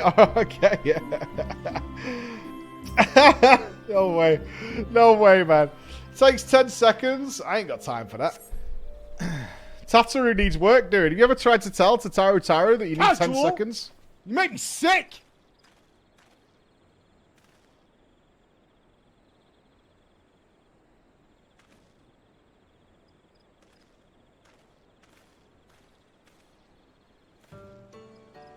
Curious.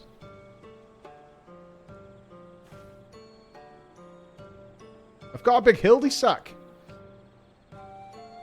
I'm in the US and never get to see you live. Just wanted to say how much I enjoy your streams and you seem like such a good guy, Purple Heart. I'm not a good guy, man. Wait till I'm in Squid Games and I'm manipulating everybody and... Never watch us play a choose your own adventure game. That's what I would say. That's what I would say. But thank you for coming. Thank you, Giselle. Thank you, dude. Might I ask why you're loitering at the gates, Floor? And with such an enormous, bulging sack?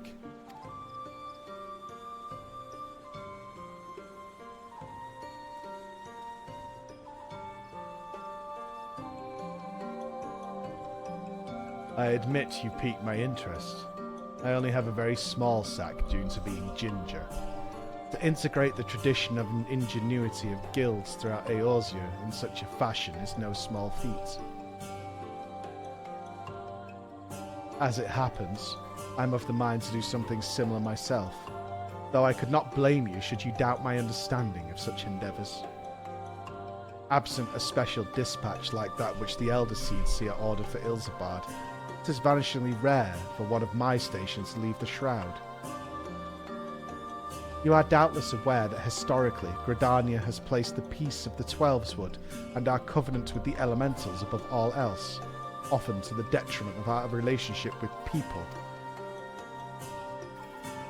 Yet much as we are one with the shroud, are we not also part of the star entire? You want to buy the clothes or not, Ginge? Our ventures in Garlemald made plain the strength of a world united. This attire you carry demonstrates much the same truth. Ah, but perhaps you assumed you would need to talk me round the idea. If so, I apologise for the disappointment. If 'tis any comfort, I'm nearly as surprised myself. No longer am I content to hear the words of the elementals alone.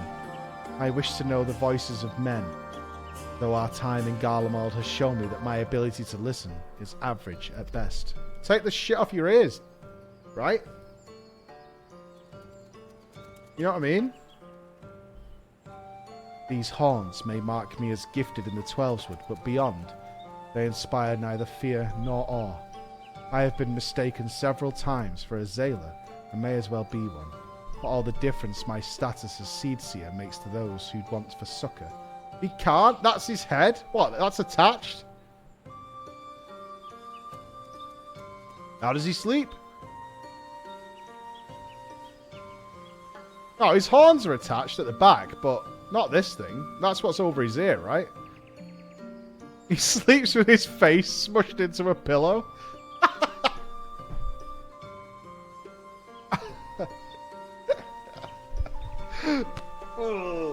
Night night.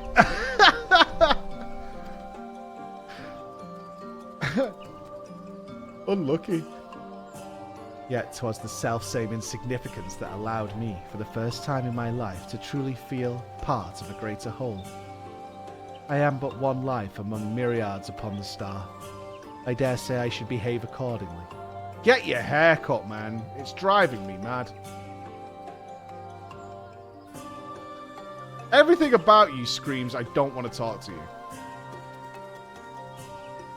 I feel like you're going to show me a Yu-Gi-Oh! Collection at any moment. With luck, my eldest sister shall agree. Tell Mistress Tataru that her gift is accepted with gratitude, and she ought to hear from us soon.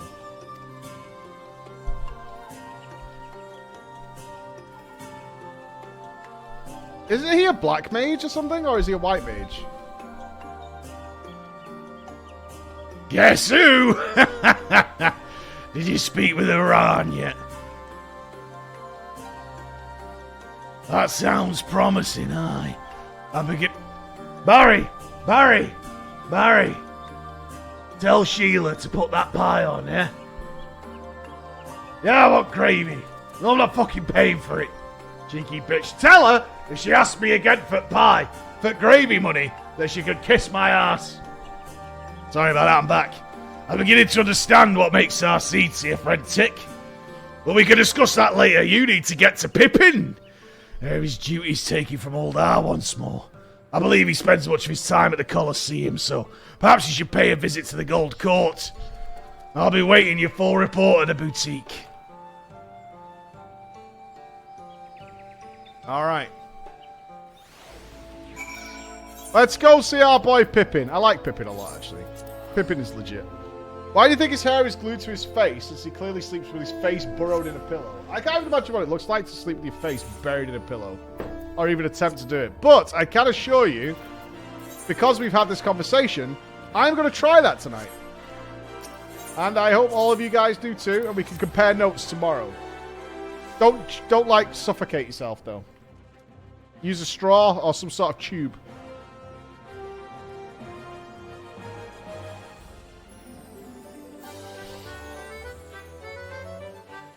Oh, not a Zidane costume. Ew. Oh, gross. That's disgusting. Why? When you could look like this, you choose this.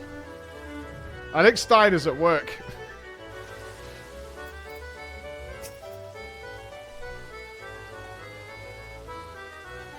I see. Marshal Terrapin is currently engaged in another meeting, but I shall tell him that Floor awaits his convenience. Lion's blonde? Haircuts. It's not even improvised. The Tantalus costume is a sub-reward. I get it, but you wouldn't, even if they gave you that, right? You wouldn't dress as Zidane.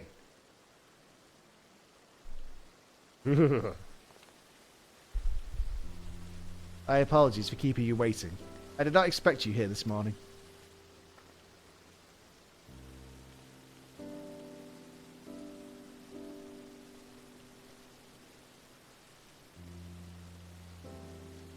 Tataru is offering quality material, is she? Is there a sinner outfit as a sub reward? Can we dress as sinner? I could hardly say no to that. It fits almost too perfectly with my plans for the flames. I have long striven for mastery of the blade. I required the trials of Ilzabard, however, to truly see Tizona for what it is. The fire that warms the coldest night, the spark that ignites a blaze of hope, and most of all, an unbreakable testament to Father's faith in me. More ally than tool, it is a treasure beyond price. Does every soldier of the immortal flames not deserve allies such as this? Arms and armor to remind them of what they fight to protect, to help them stand when they might otherwise fail. Indeed, works made possible only through the ingenuity and dedication of allies across the star may be just the sort of inspiring armaments we need. I anticipate that I'll be sending along an order for custom equipment ere long. In the meantime, would you mind if I use these samples for a few trials here at the Colosseum? Nodders? My thanks. We shall put them to use immediately. This music always feels you warm and cozy. Like, Pippin would never lead us astray. Right, guys? As a child of Uldar, however, thought strikes fear into my heart like the prospect of receiving valuable goods for free. I must insist you accept something in return. The only one who's offered to pay us something. I had been meaning to gift that necklace to Tataru. Its poor condition aside, she might rather have it than not.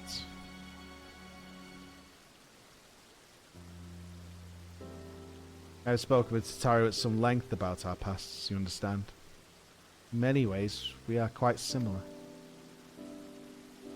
As you may recall, her family was bankrupt when she was very young, a consequence of her father's business failing. They were forced to put all their wealth toward paying off his debts and then some.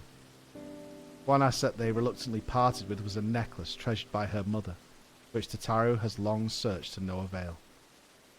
Strangely enough, I recently discovered jewellery of the very same description amidst a store of neglected Colosseum prizes. Assuming it's the same piece, I should like to see it returned to her. It's significantly worse off for having changed hands though, and only the sapphire centerpiece remains unlost and undamaged.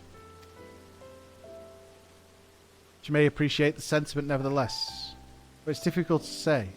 What do you think? Will she date me if I give it her?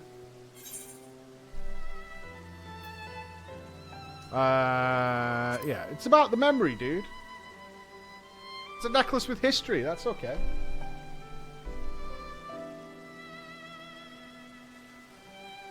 True enough. Though if it's to be a gift, I would prefer to at least clean it up a bit.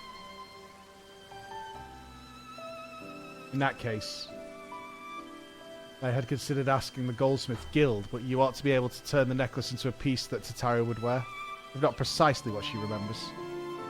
I imagine you'll have the opportunity to pick up gems and other suitable materials on your travels. From there, it's merely a matter of unifying the pieces. Are you willing?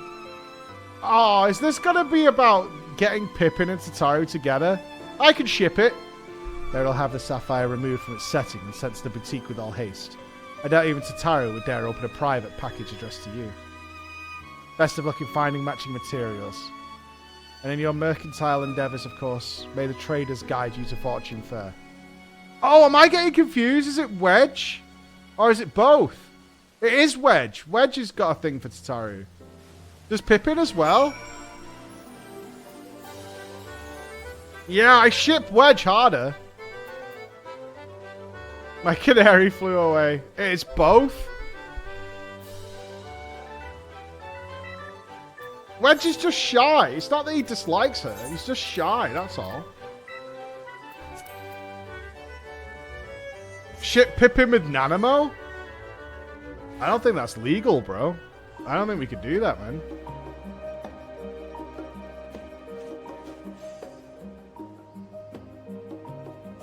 Well, I'm not being racist or anything, but I think the Lalas kind of need to stay in the Lala lane. Otherwise, I don't know what gets born there. Any knowers?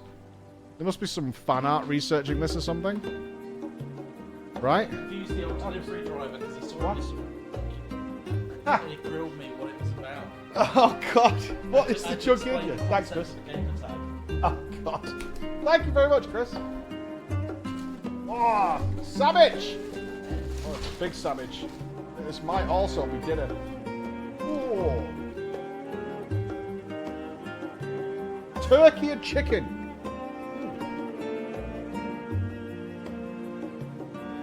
Oh, lovely. Hold on.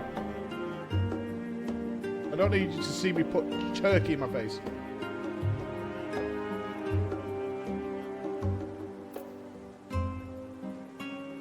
Is Subway good in the UK?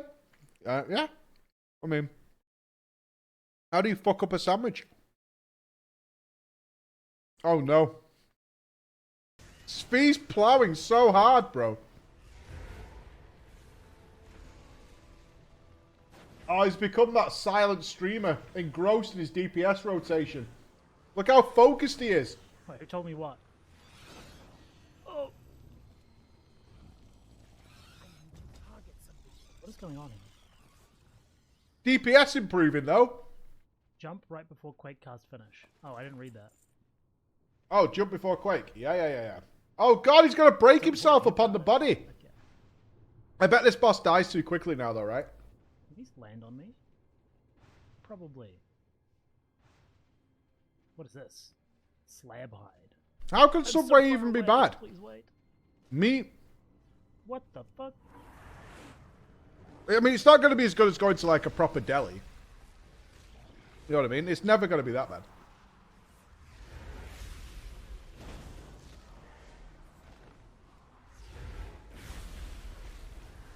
All the bosses die in a few seconds. Well, this one will still do, it's spray, right? Also, he might have done this dungeon a few times. Svi top DPS? What? Dude, my infernals were popping off just there. Oh, he's now appreciating his RNG. Do I need to LOS something here? I feel like I need to LOS something here. Of course you do. You recognize it. You know it's Wait, coming. something's about to blow up. I see that. Oh my god, he moved while casting. Loser. Me! I'm blowing up. Imagine not moving on your keep GCDs. Oh, he's targeting trying to. Was he still trying to slide cast today? He was trying to slide Wait, cast in WoW Is yesterday. that what's going on? Is that why I'm getting really fucking lost when I'm casting shit?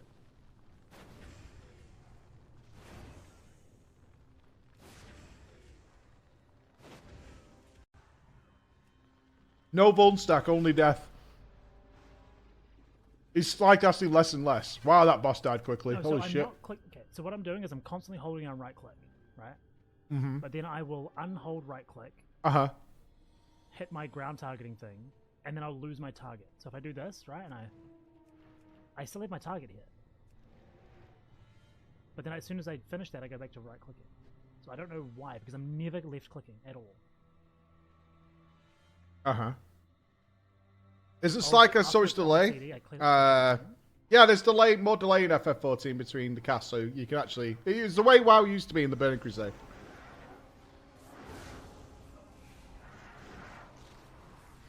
Look at these baby pulls. What the hell? Not in my dungeon. No way. Delicious. Did they put it into TBC Classic? All the delay? Wall to wall, baby.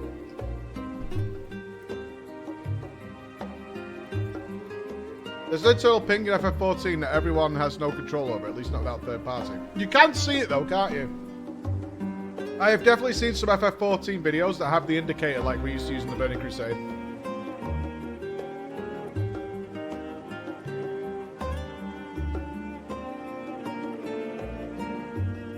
It might have actually been Svi's video.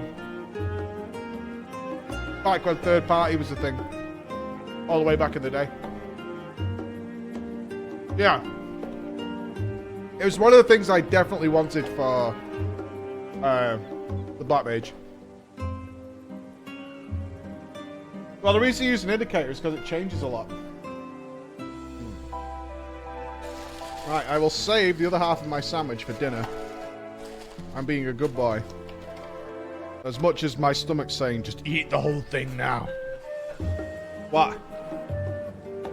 Alright, it's annoying as fuck, dude.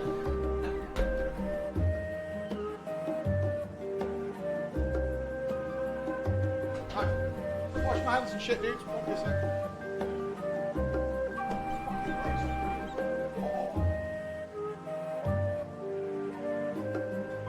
On the bonus side, though, Chris, I don't need to make dinner. No, there's benefits.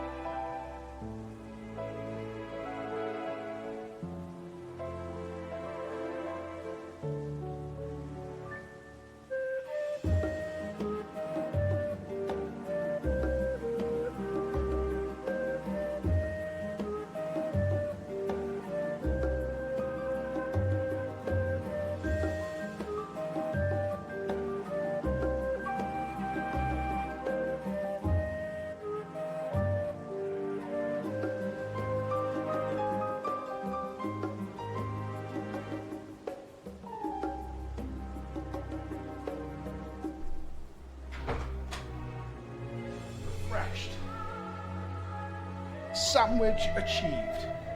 Perfect. Oh god, hide the crawlers. Hide them. Hide the crawlers. Hide the crawlers. You've returned with your bags all the light of having given away our samples. I hope I shall get the cat of nine tails again. Speaking of which, a parcel arrived from one Pippin Terrapin. Addressed to you. Could it be that our newfound partnerships are already bearing fruit? I will hide you all. My mother's necklace. Well, it's a wonderful idea. That'll make us so happy. Please, please let me help so I can say I helped. Please, please. Oh, we're making it now? We've got to find all the jewels, I guess. I do wonder what parts you'll need. Do you know what styles Mistress Tataru prefers?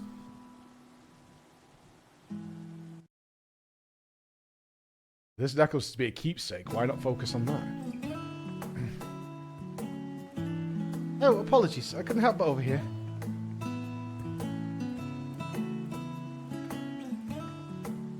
That's quite alright, but keep your voice down. She might hear us.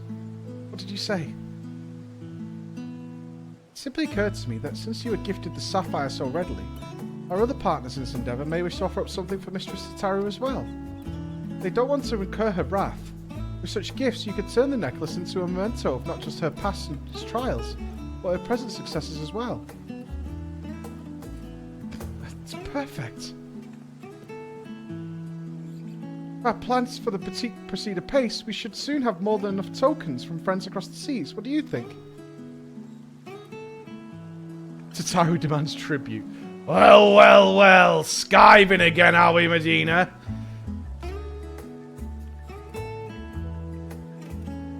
Mr. Tataru, I was working. We were discussing what you found.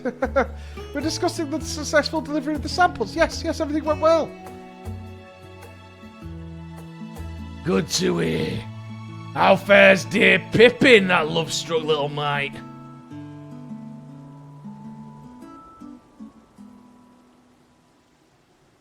I knew he'd come through. Though I admit that I wasn't expecting to outfit a whole host of immortal flames quite so soon. I suppose it goes to show that even the most ardent warrior can always be bought. And Sicard and Arun have changed as well, if your tales are any indication. I imagine their personal growth bodes well for that of our networks. Thanks for checking up on them. We will sort through our current commissions before deciding who to approach next. Well, I know I can count on you to be ready when we are. Oh god, some sort of bizarre Lalafell three-way? Wedge, Pippin, and Tataru? It's not even a human centipede, that, is it? A centipede's too big.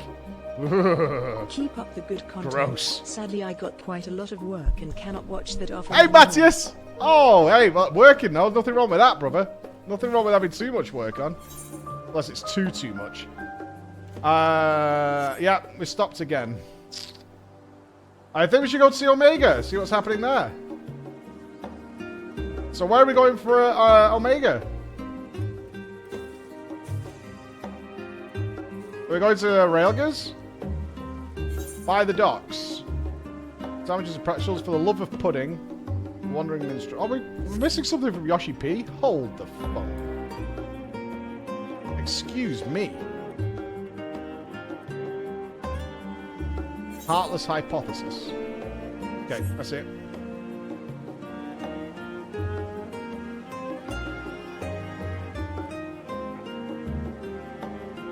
I'm not doing the pudding quest.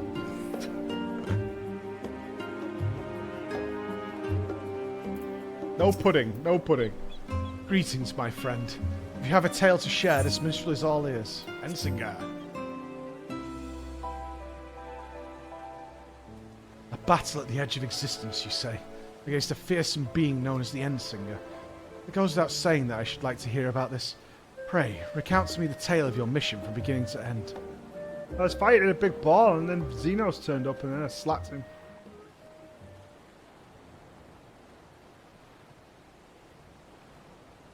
Good gods. I had known about the chaos of the final days, but never could I have imagined the events which brought them about.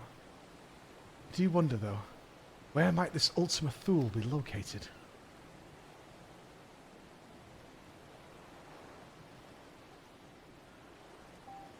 Lest you misunderstand, I speak not of its physical location. If we wish to know that, I dare say we could have the coordinates from the Loperites. Nay, my friend, what I speak of rather is its essence. I like that the Wandering Minstrel is totally okay with aliens compared to the other guy. It's like, oh yeah, there's alien bunny rabbits. Of course there is. This is a guy who's heard some shit over the years.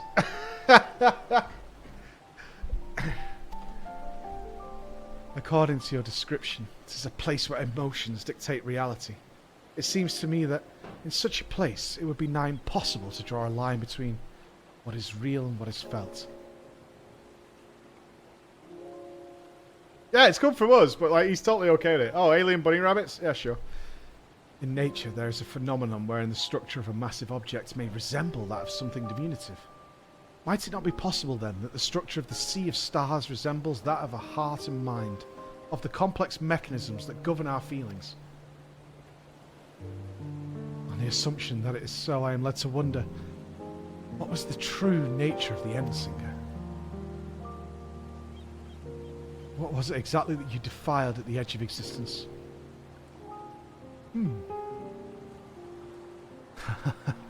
These are just the wild ramblings of a minstrel. Pray do not lose sleep over it. Still, I must say that the idea of an entity that hoards despair has quite roused my imagination. For instance, had the Endsinger succeeded in gathering but a few more stars worth of despair, nay, perhaps even that of a few more souls, might the outcome have been different. Yes, I believe I shall explore such an eventuality in song. Is it singing time?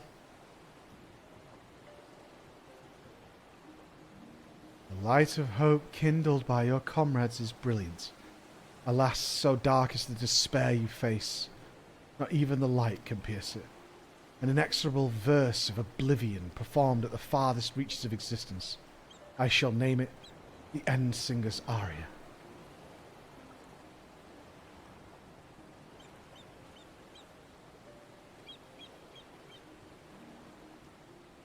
It's like Manchester. Didn't sing a song? What is this?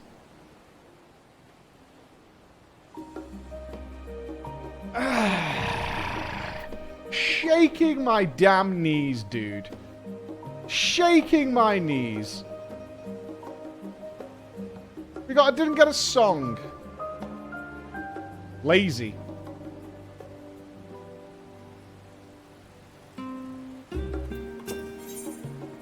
A heartless hypothesis. Alpha! That's blown the cobwebs away. Time to return to my work. Ah, goodness me, look who it is. How incredibly serendipitous that I should run into you of all people. I was part of the team which designed the Ragnarok, you see, and we've recently begun the process of combining through the vessel's flight log data.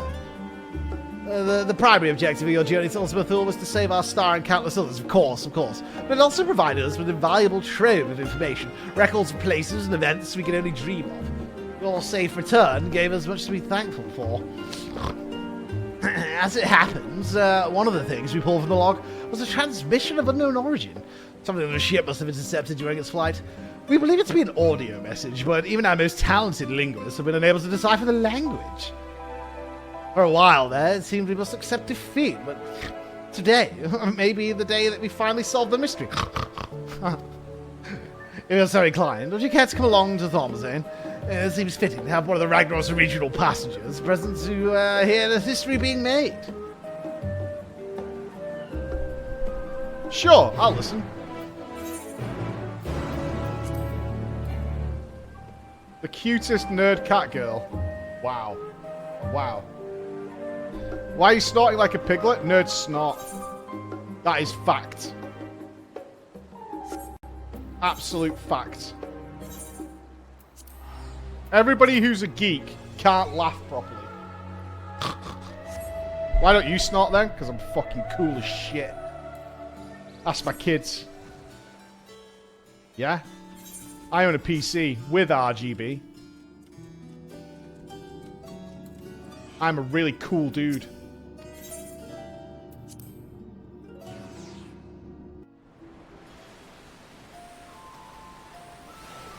I have a letter. Is it from Tataru? Gotta be a severed head, isn't it? There's no way it's not a severed head. Preach is one of those jocks that laughs at nerds in high school. Yeah, I was definitely a jock in high school. That's fact. Ah, there you are. This is where we're to meet the engineers from Garland Ironworks, who, I'm told, potentially hold the key to unlocking our mystery transmission. So they should be along at any moment. Biggs and Wedge? Or is it going to be Jesse? Any Jesse spotters?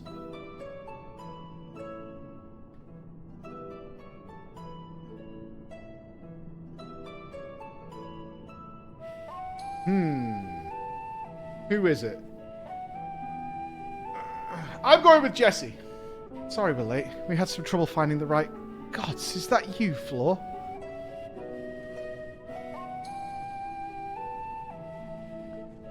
It's just the big Irishman. Yes, the woman herself. I read her at the harbour, and I thought if anyone deserved to hear this message deciphered, it was Floor Inspector. Top of the morning to you, no argument here. But burger me if you don't have a knack for being in the right place at the right time. It actually has more to do with you than you might think, so please do stick around. Shall we pick up from where we left off, then? The Irish always get so angry. Oh dear. You're racist now, father. As I was saying, we think this transmission of the Ragnarok intercept is a message of some kind, albeit in a language entirely alien to our ears. Alien being the operative word here, considering we received the message out in great expanse, its origin was likely some distant star. I think it's funny. I can't do Irish. Unfortunately, our list of off-world allies is presently rather short. Thus, we have resigned to the fact that the meaning behind the message would remain beyond our understanding. Should we all be racist now, father? One of my colleagues, however, refused to give up. She remembered the Ironworks engineers who had been so helpful in the construction of the Ragnarok, turned to them for insights in our seemingly impossible problem. You know what Wedge said when he heard what was going on? We should have Omega listen to it. I bet it can tell us what the message means. Not the Omega you beat in the Rift, of course. He's talking about the toy that trundles around with Alpha, the little model we made. We originally designed it to follow a chosen target and not much else, but I've seen it act in ways that, well, it's like it has a mind of its own. Then I got to thinking about those documents your lot sent the Chief, the full report on the final days. The part about Omega's civilization, it said their people discovered how to convert the mind into data and store it outside the body. Timing being what it was, I wonder if Omega didn't somehow transfer its consciousness into our model right before you put an end to the real one. Hello.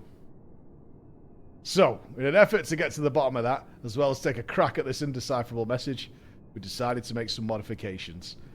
With the help from the Labyrinthos technicians, we've upgraded our toy Omega with a fully functional vocalization module. We played the transmission for Omega, and I think it's ready to share.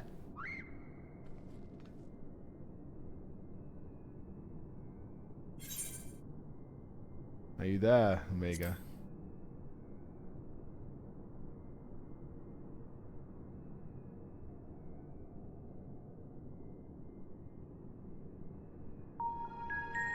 Affirmative. If by Omega you are referring to my consciousness, rather than my entire former chassis existing inside this considerably smaller frame. Prediction. You will formulate several misconceptions. These I shall preemptively dismiss based on the following facts. 1. Vocalization module aside, the chassis remains unmodified from the design constructed by the engineers Biggs and Wedge. I evaluate its combat capabilities to be on par with a mortal infant.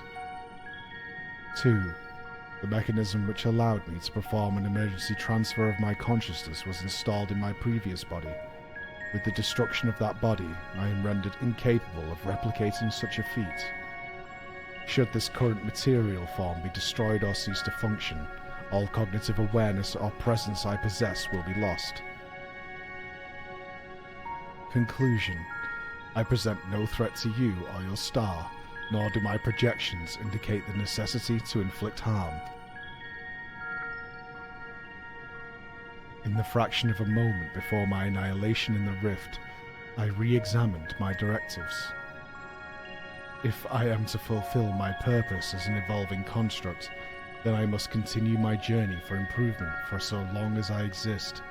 I must acquire this heart of yours, this strength of soul. Well, there you have it. And it's not wrong about its combat capabilities. It'd be more likely to damage itself than the thing it was trying to attack. No robot voice changer, no. The damn thing just never works properly. But let's not forget the reason we brought you here in the first place. What about the transmission they played for you? Could you recognize the language? Affirmative. It was transmitted in Pan-Galactic Base. Pan-Galactic Basic? A common language in comparatively extensive usage throughout the worlds we have conquered. Which means you can finally tell us what the message said. That is a language you understand, yes? I understand it perfectly. I am fluent in over 6 million distinct dialectal codings. My cooperation in this matter, however, is conditional. Always a catch. Elaboration. Your chief Sid utilizes the floor as part of his unorthodox filing system, which allowed me to scan the report on the final days. I am aware that my home star, the one you call Alphatron, was obliterated in the aftermath of Sir and Meteon's meeting. The existence of Dynamis has not previously factored into my projections, but I now comprehend the concept in theory. What fails to compute is why the Omicrons were not immune to its effects. Dynamis should have no influence on a race which possessed no heart.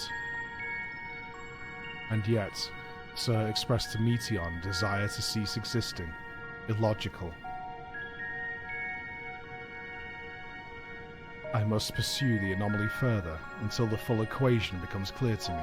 I must analyze all the elements of the final days and deepen my understanding of the heart's intangible properties. To expedite this process, I require an external interpretation of those sections of the report which continue to produce errors in my calculations. I request the assistance of the Floor Inspector, as one who experienced the ravages of ultimate despair on multiple fronts, and displayed immeasurable heart in engineering my defeat. She is the optimal choice to fulfill this role. We either agree to your conditions or you tell us nothing. I'm sorry to put you in a spot like this, Floor. If you have the time and the patience to spare, we'd all be grateful if you could humour the toy's demands. Oh, Alpha! Has Alpha dozed off? I suppose the subject was a bit technical. Oh, Betty Bose! Rouse yourself, Alpha. You must listen to and consider these matters, even as I must.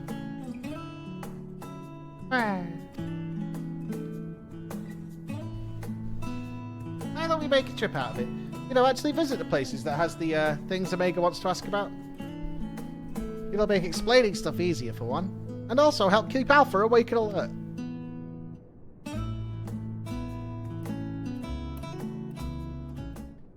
I didn't get the Transformers the movie reference. But I've seen Transformers the movie a million times. You mean the animated one?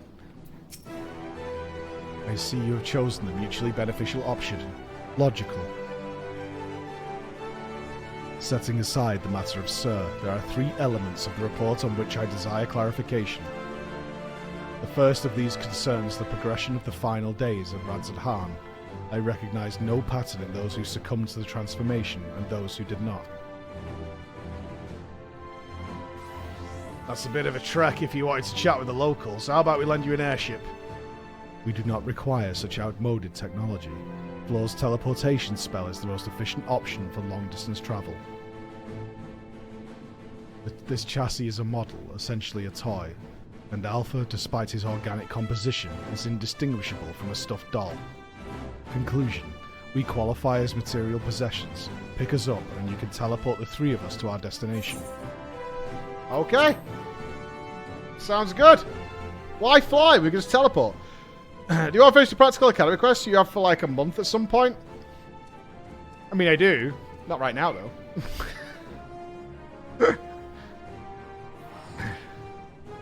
Oh, we didn't pick him up. We failed at the first... Oh, God, we failed. We failed at the first hurdle.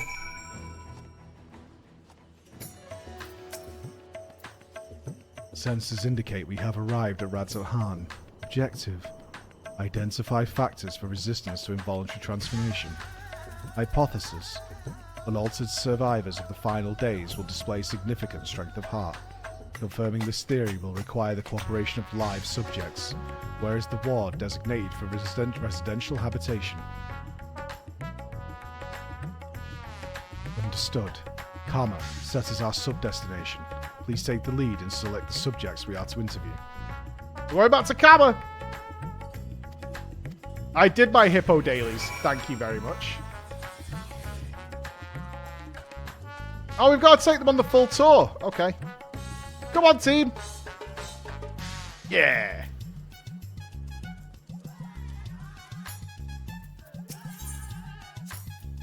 Warning. Please avoid stairs whenever possible. My projections indicate high-risk probability for accidental slippage leading to catastrophic structural damage.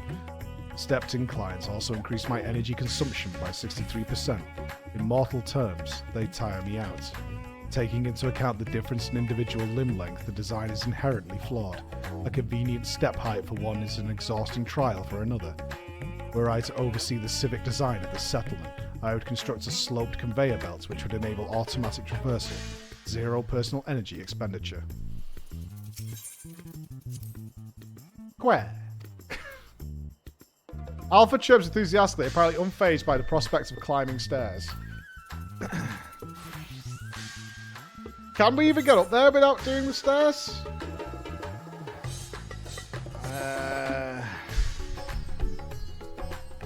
It's fine. Yeah, okay. I want to see if Omega breaks. Come on! Oh, a few more. Come on. There you go. They're fine. I'm not going to teleport them. Omega can fucking walk. After everything Omega put us through, Omega can walk up some goddamn stairs. I would have liked it, though, if it actually broke and reset the quest. That would have been kind of cool if Omega like got tired halfway up and needed a little break or something. It's got to remember that in Savage, yeah. Omega remembers that. Oh, a melancholy man. Oh. You're a traveller. Please, if you have a moment, I could use an outsider's perspective. You see, I was one of those who sought to escape the madness plaguing the world by fleeing to the moon. Not that we ever went in the end. So here I am, recently returned from Charlene. Except now things are strained between my sister and I, so she chose to stay, and I chose to leave. I ask her to help me find work, and she suggests I look somewhere that isn't Thavner, as if I wanted to abandon my home. Oh, it makes me so angry. Your point is unclear. You elected to relocate to the star's satellite, thus your relative now perceives you in a negative light. Your sibling judgment is in error. Based on the information made available to Hanish citizens, your decision to withdraw to the moon was both logical and correct. Conversely, the decision to remain in Radzat-Han, despite the low probability of survival, defies explanation. Perhaps her reasoning pathways are faulty. Yeah, that's right. I'm not quite sure what you're saying, but I'm right, aren't I? That's all I'd like to think. problem is I understand why my sister feels this way. I almost decided against going myself. And even then I wasn't sure that leaving behind everything I loved was the right choice. And with the way it all turned out,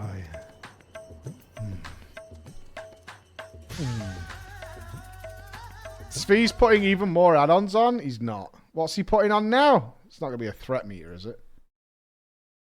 Alright. Oh no, I've seen these already. Yeah. His UI is atrocious. Like, it's actually painful. Have you seen his UI, Chris? It's actually made of dog shit. Svi's UI is made of dog shit. Yeah, where the cast bar goes over. His cast bar goes over his utility spells. Yeah. What is this UI? Like he's playing fucking a Rubik's Cube or some shit? His party frames basically overlap his player frame. It's actually the worst. He's not locked to anything, by the way. His chat window is larger than his DPS window. Gross. I have my chat window wider? You have it wider? Larger in general. It's on the like, you can have it taller.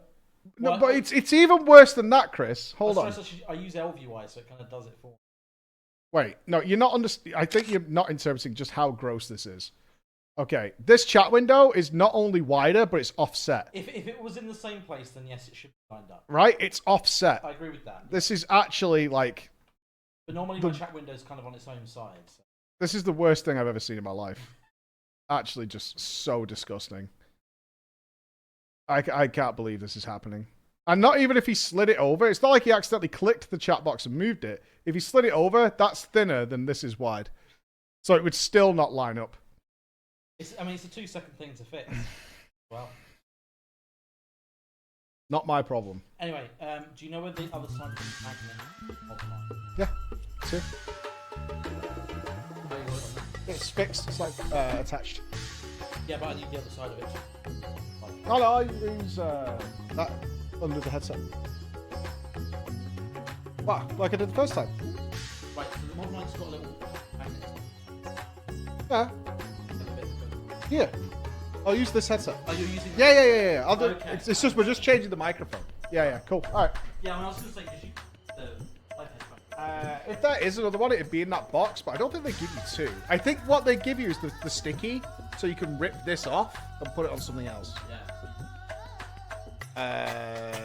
I think you get one of the actual device. You can probably get an Amazon another one, but yeah, in general. But I'll just use this because that worked perfectly last time, right? Like in terms of the audio and stuff like that. Yeah. Cool. All right. Bex has a gift for me. What? I made you a gift in Discord. I bet it's my face rendered completely ugly. I know how much you like hippos, so I made the AI that makes you this. You made an AI that makes me this? What? What did you do? Alright, there's naked hippos here. What the hell is this? A hippo wearing a stylish bikini and a top hat. What the hell website is this? What am I looking at? Is that a hippo face that comes out of a hippo nose? DAL-E? What is this?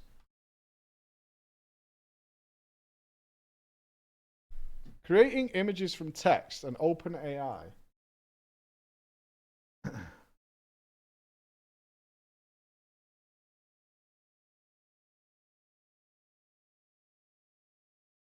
How do you get it to do it? You need DALL-E Mini. Google DALL-E Mini for the site. Okay.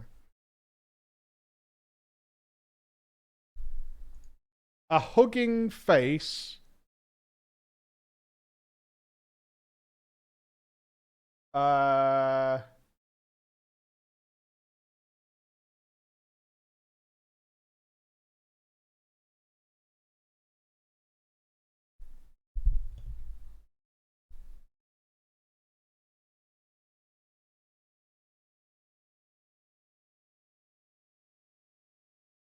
long does it take? It takes like 2 or 3 minutes. Okay, we'll chat back. We'll chat back.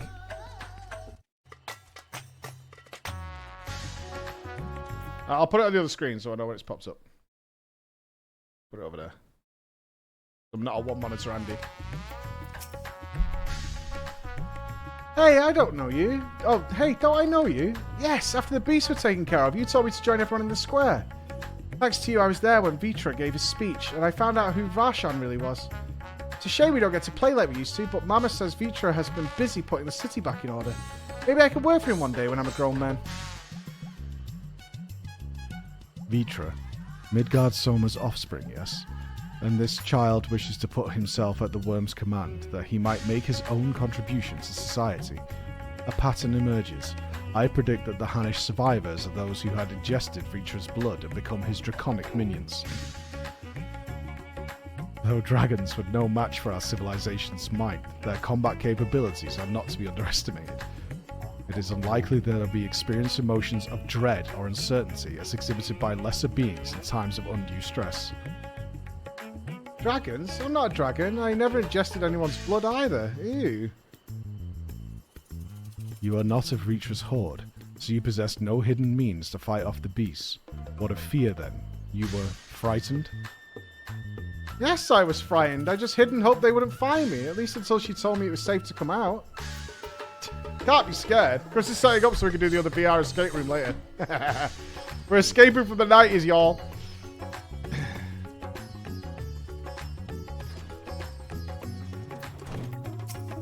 Matty! Alright, mate. Oh, hello again. You're the one who came to ask questions about Kalazal. I'm going to see you looking well after that unpleasantness, mate. I remember the burning skies and hearing the screams, but truth be told, I'm still confused as to what actually happened, though. I only know it wasn't unusual for entire families to go missing. Many of the neighbors' houses lie empty even now.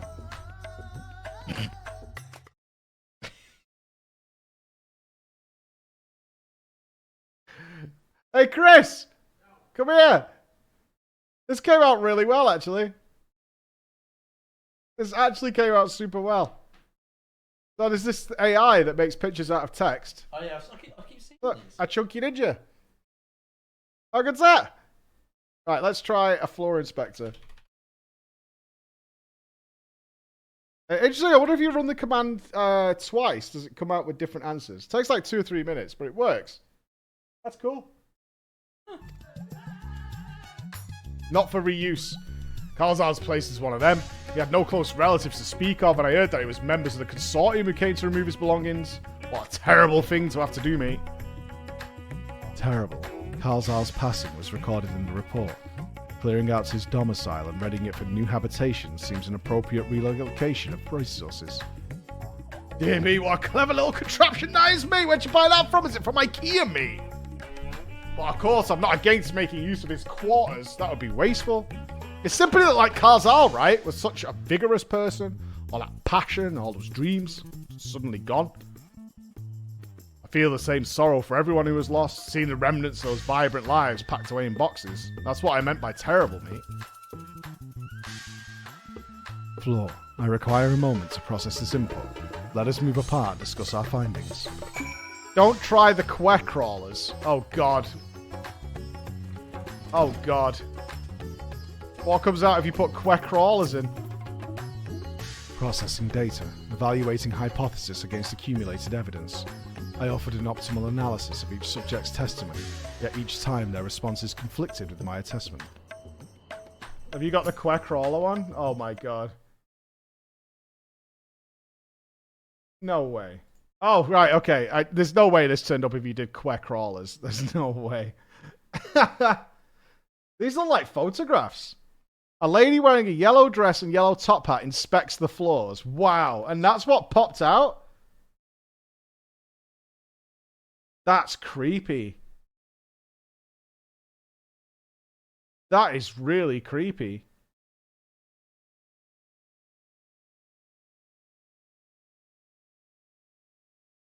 It's the spitting image of floor. It's like bizarrely close. Well, she is inspecting the floors. Isn't that weird? I find it really strange and sort of like spooky that they have to shroud over the face to conceal the face. You broke the AI. You broke the AI. Is everybody doing one? It's broken now. Sorry. Ah, bad. All right, but I have got the floor inspector.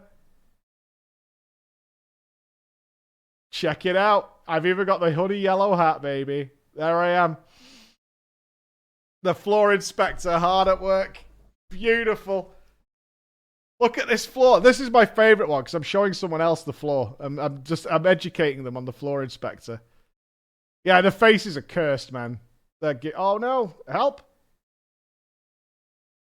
That is really cursed.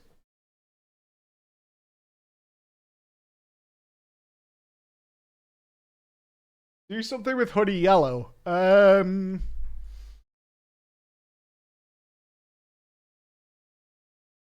Honey Yellow house. Oh, you guys have wrecked the site, you trogs.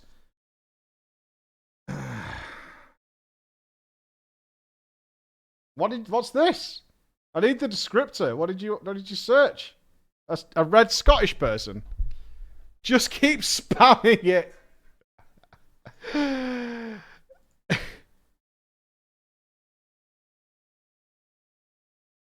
Oh, it's doing it. Yeah, I'm in. What did you search, Boyer? Chaos, terror, horror, nightmare. That's not too bad for that. It's got a better face than the actual humans, which is really strange. Tataru on the town. Alright, I'm going to do Honey Yellow House. See what pops up there. Perhaps this matter is beyond you. Let's put him down.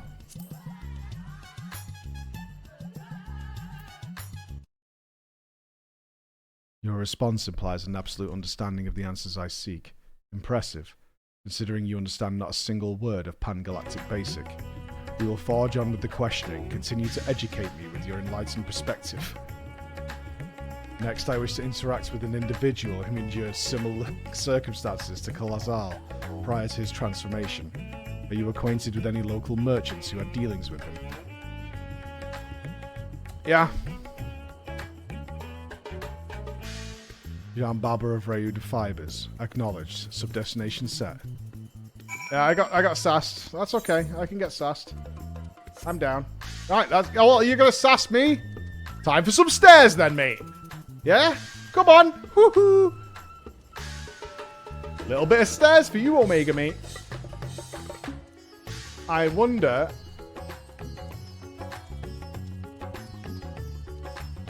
I did this cool one yesterday. I need the descriptions, though. Oh, excellent, yeah. Final Fantasy Bahamut as an album cover. Oh, that's clever. And it actually picked up Bahamut. Oh, it looks like it's ripped a screenshot. Look at the bottom.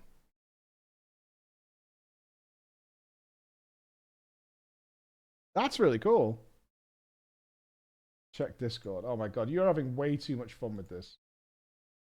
Like, way too much fun.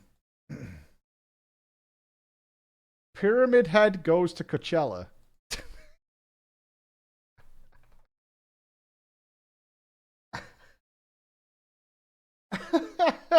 That's so dumb. That is so dumb. Alright, the Honey Yellow House works, but it's not that fun.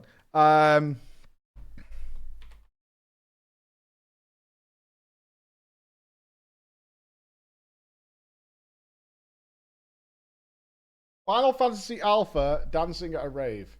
Go. Perfect.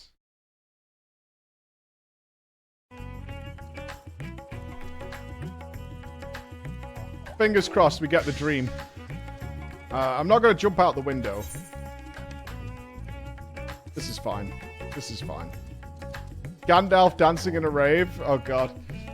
That probably could go horribly wrong. It'll load on my other screen before I have to... Or I have to show it to anybody. That'll be bad. Your internet just clapped out. The Quer Crawler. Is this what pops out? Oh, it doesn't recognize the Quer, eh? You could do a Chocobo Crawler. It would recognize Chocobo. It won't recognize Quer, I don't think.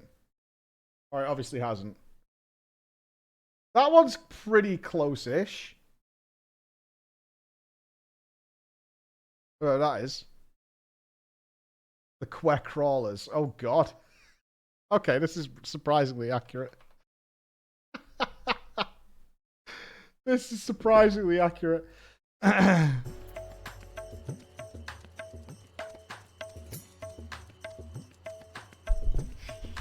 I don't like that it thinks it's got to be like confused now. This AI's got to start picking up all sorts of nonsense. Oh, what's over here? Oh, good work, Braga. It's a fine garden. It's Dal-E Mini. So Dal-E Mini. Halt, floor. Do not proceed beyond the fence. In this body, birds of that size represent lethal, unthinking threats. They will peck my casing apart, searching for meat that does not exist. Conversely, Alpha can correctly identify my absence of nutritional content. If only he would apply that intelligence towards maintaining a regular feeding schedule. Poor habits adversely affect his mobility. Rude. Rude. Dal-E Mini. If you Google Dal-E Mini, you'll get it. I just searched for Preach Yellowfield and I'm very confused. Oh no. Is it bad? Well, look who it is. I must thank you again for your help in moving our textiles. Oh, I didn't get it. Yeah, Final Fantasy Alpha didn't work, team. Wah. Okay, let's try Chocobo.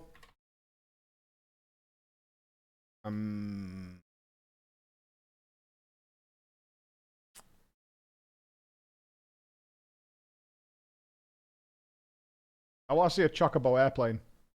See what it comes up with. I want something simple that it can find. Recovering from those tragic events has been difficult, of course, but with everyone pulling together, we've managed to get things back and running. Jinbaha may come with questions related to the tragedy, specifically your survival of the final days.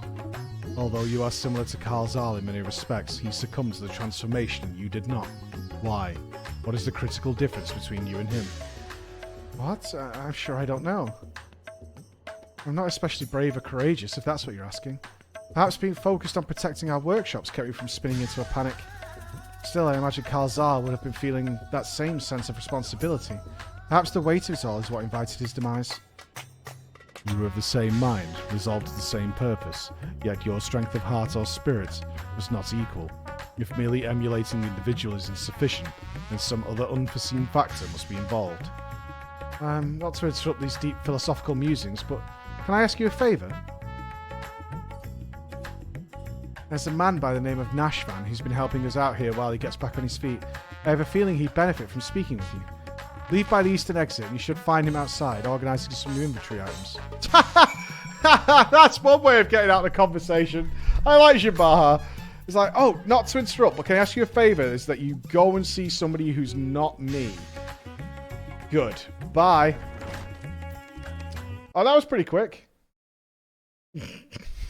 Alright, Chocobo works, and they bring up Alpha.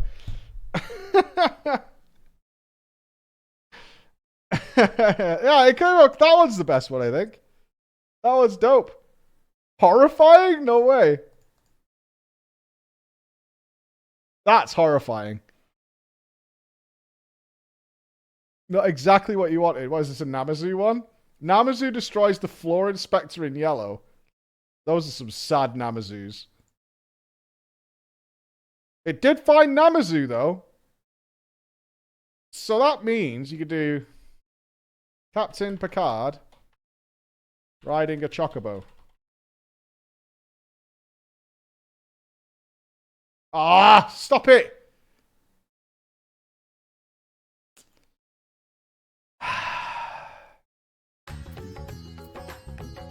You're ruining it.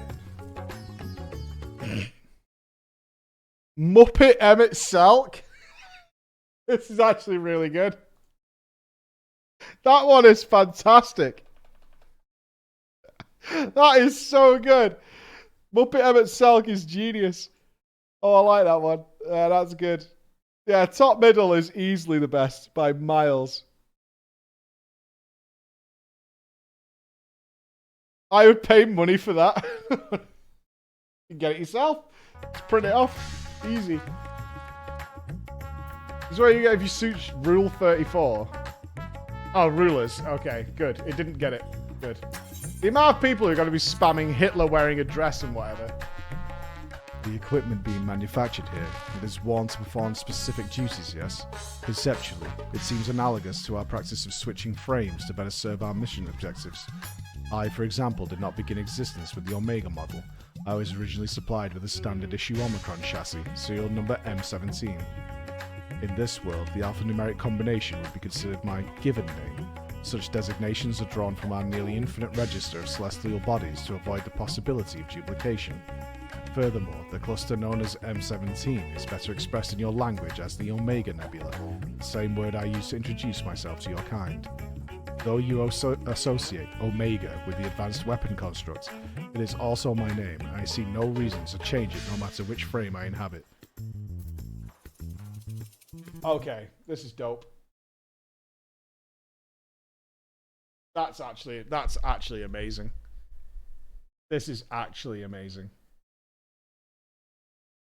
That's a Chocobo riding Captain Picard. Again. That's Chocobo Picard. So dumb. That is so dumb. A man from Manchester eating butter. That is disgusting. You are actually the Devil Queen. You are actually the Devil Queen. You are the worst. That is disgusting. Evil tall lady chasing you. That's creepy. Oh, that is horrendous. That's horrendous. That's so bad. Get away from me. Ew. I'm gonna have to show this to Emma. She's gonna be like... She's gonna be playing for that for hours. That's what you can expect at PreachCon. Is it hundreds of paws? What? You just typed PreachCon and this came up? Oh, God. It is a bit like that, actually. I do want to... I actually need to do that. Hold on.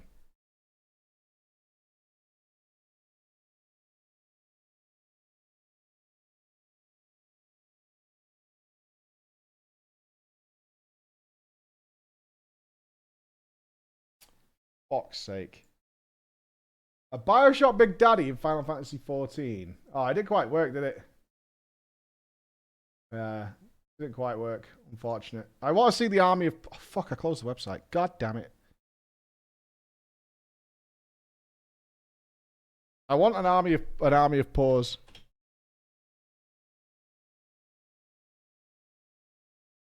An army of paws. This is what PreachCon will look like. Alright, I'm in. Good.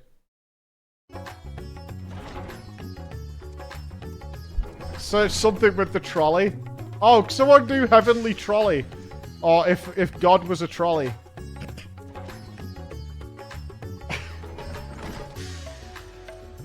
Oh. Alpha just says que. Talk to Alpha 2.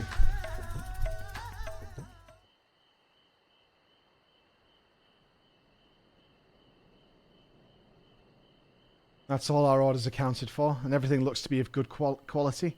Kamala will be pleased. You were with the Scions. You were there.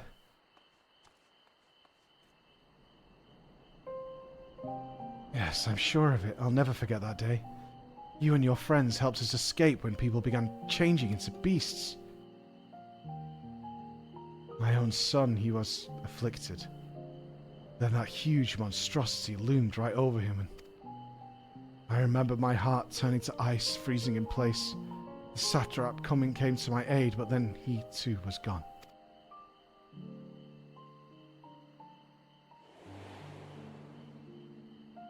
Oh, we don't need to relive it.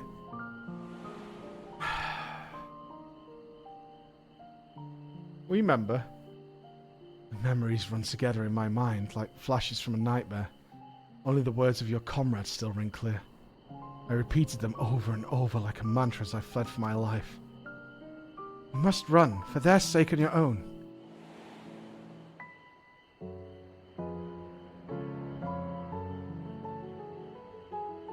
It all seems so surreal. Which was probably what saved me from the transformation. The truth of it didn't begin to sink in until the worst of it was over.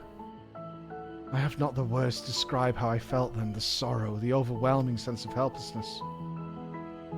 I may still be wallowing in misery if not for my old friend Jimbaha. I'd lost my will to work and he encouraged me with kind words and odd jobs. Now somehow I live again. I am thankful to him, to the courageous Ahawan, and to you. If you see your comrades, please let them know their efforts were not in vain.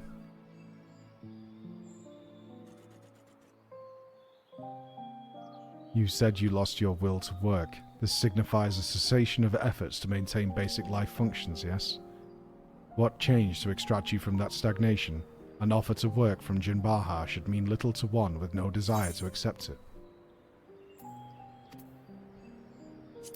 Was it some manner of mortal instinct, a primal need to survive and thrive? Instinct? No, it wasn't that. If anything, my instincts were telling me to lay down and welcome an end to the pain. Every day I think of my boy's final moments. I think of how scared he must have been. How it must have hurt. And I want to scream my throat raw. Satrap 2 still haunts my dreams. I see him being swallowed whole and jolt awake in a cold sweat.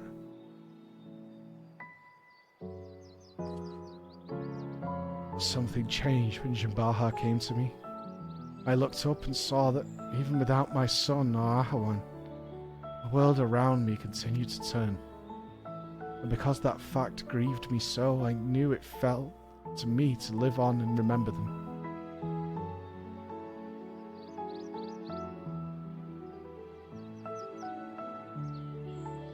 Strange, isn't it? What drives me to rise in the morning is the very sorrow which once crippled me.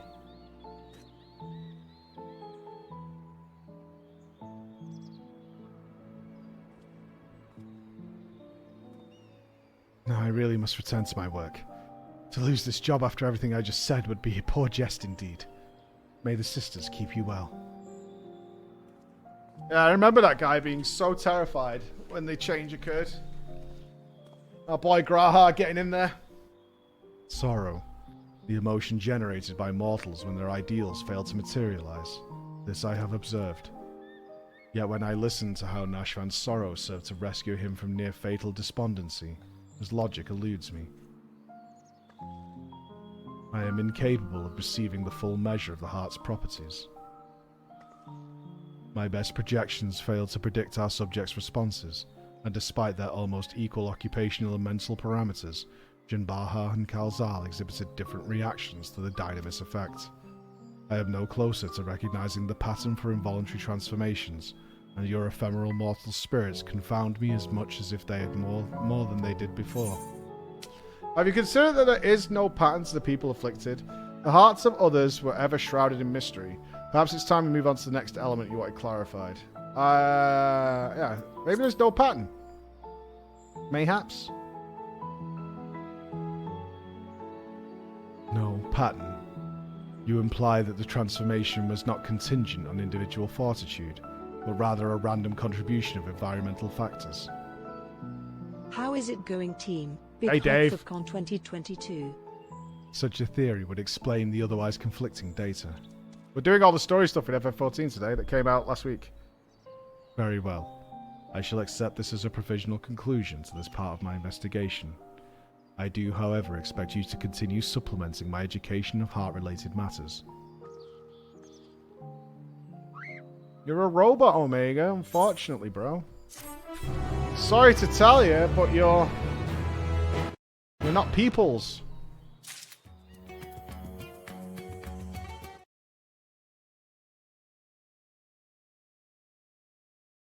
Captain Picard kissing Commander Data. Well, that did not come out well, and that is horrifying. That is horrible. The God Trolley? Did you get the God Trolley? Is that what came out? God Trolley. Behold, my friends! The God Trolley. That is terrible. That's awful. That is so bad. Oh god, there's multiple trolleys. Lady in yellow hatted dress riding a trolley. Oh, this is the winner. Not the one where she's trying to fuck it, this one. Where she's actually riding the trolley. Well, you need to be more specific, so we need like Alright,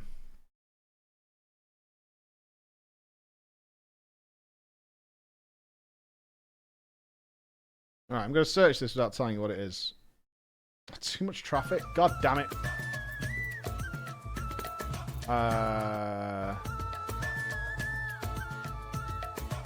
Wait, is that it? Is the quest over?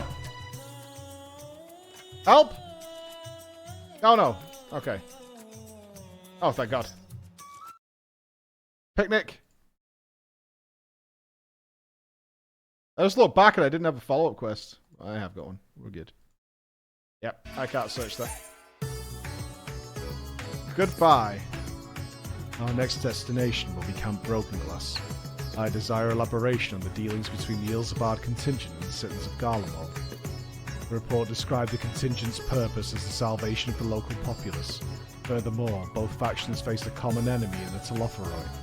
Why did they not immediately combine forces to their mutual benefit? This inconsistency requires closer examination. Law, initiate teleportation. Oh, I'm a fairy. That just told me. Okay, Omega's now ordering me to beam him up. I have got mail. Don't worry about it. It's fine. I'm not worried about it. You shouldn't be worried about it, yeah? That's how we'll live our lives as human beings. Oh, now we're in... Let the sadness commence. Teleportation successful. Evaluating immediate environs, a cold weather region by theorist standards, but significantly less extreme than a star with an ice planet classification. This body should not be unduly impeded. In contrast to Alpha and his uncontrollable shivering, my frame appears highly resistant to low temperatures. Receiving data. Records indicate that remnants of the contingent force and a number of Imperial citizens yet inhabit this location. We must speak with representatives from both factions and explore their respective attitudes. Proceed. Alpha's all cold. Should we even bring Alpha with us if he's so chilly? I don't want that.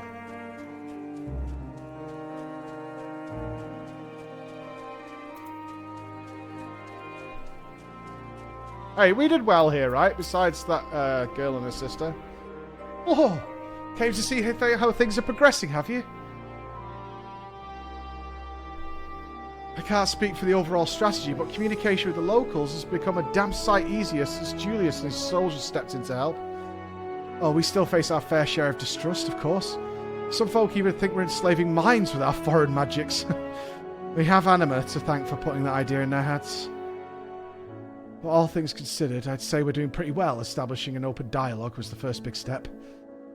Query. You consider this level of progress acceptable? Oh my god. Elitist or what? That's some elitist commentary right there. Hey guys, we finally killed the jailer heroic. Query. You consider this level of progress acceptable? Oof. Oof. Oof. The reality of your efforts falls far short of the ideal. I need to remember this dialogue. If your aim is to provide efficient succor to the local populace, then absorbing their numbers into your command structure would be the optimal path. Oh, I wouldn't go that far.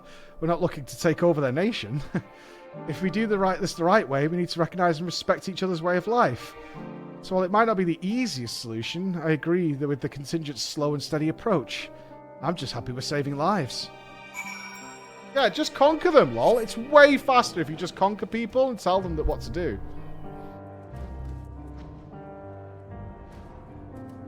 Oh god, an emaciated refugee. Shadow from the past, yes. I know you from Victor's spoils. You come to laugh at me? A wretch who chose to lose Lucinia and her sister rather than accept your help? Oh god. Well, it is your fault, bro. The fool who ended up relying on your charity nonetheless. Perhaps I deserve your derision. My compatriots surely scorn my failed conviction.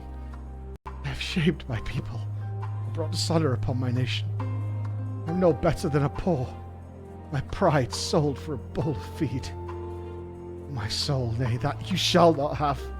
I have refused your honeyed offers of a new home. This land is where I belong, and this is where I shall remain. You demonstrate opposition to the contingent's overtures. On what basis do you refuse this cooperation? The data suggests that the local populace is struggling to produce the bare minimum of sustenance. Have you some secret strategy for survival, or do your orders compel you to accept your present misfortune? Must I be mocked by a Magitech toy now? Oh, I have no secret strategy, no binding orders. I but comport myself as many a true Garlean patriot would. Uncompromising, unbending, hostile. Once again, this input is unanticipated. Let us move aside from the poor and process what we have heard. What a loser. Like, the fire's there, bro. What are you winning by behaving this way? What do they say in Pulp Fiction? That's pride fucking with you.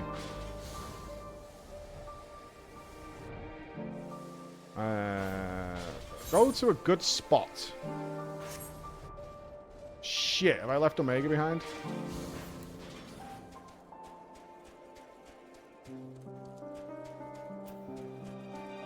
Pride goeth before the fall. Yep. Yep. Unfortunately.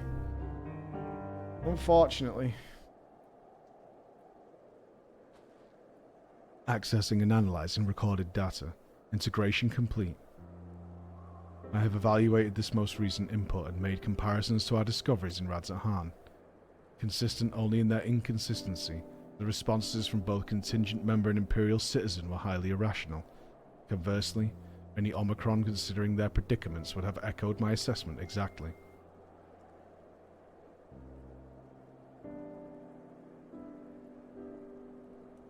The divergence from self-evident logic is key. Hypothesis.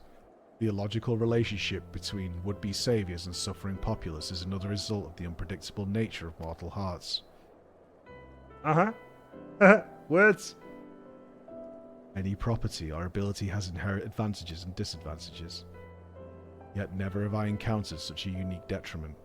It appears that those who share your metaphysical capabilities are prone to complicating simple cognitive processes. An undesirable quality.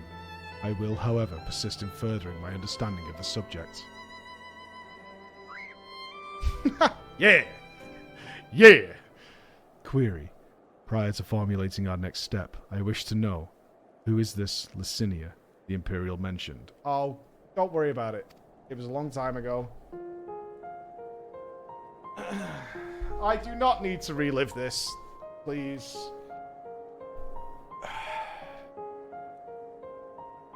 We're just reliving tragic moments. It's all good. Don't worry about it. Yeah. Acknowledged. To summarize, insufficient data on foreign culture resulted in advisable and ultimately fatal action. I witnessed such self-destructive behavior during the course of our planetary conquests. Overwhelmed enemy forces would involuntarily withdraw into perilous regions, leading to a succession of inevitable losses. Tangential data request. I wish to learn about burial customs. The practice has ever seemed nonsensical, but new data suggests it arises from the same source as your cognitive complications. Take me to this Licinia's burial site. It may aid me in understand. Stand.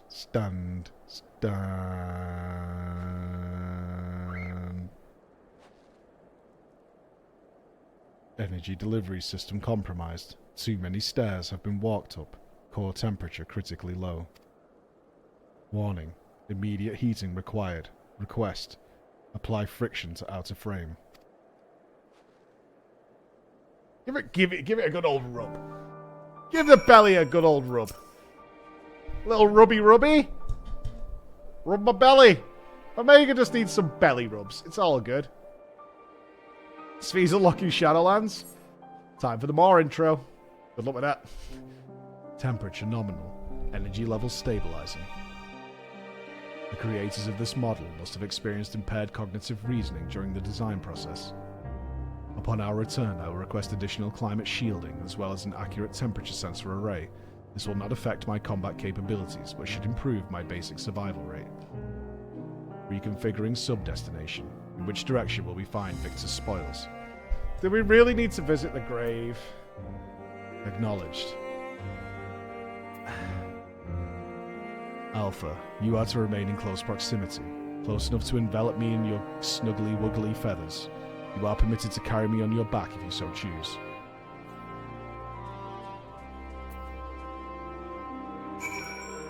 It's a simple way of getting some quack cuddles. Yeah, snuggle me up, bird. Turn me into a little ball.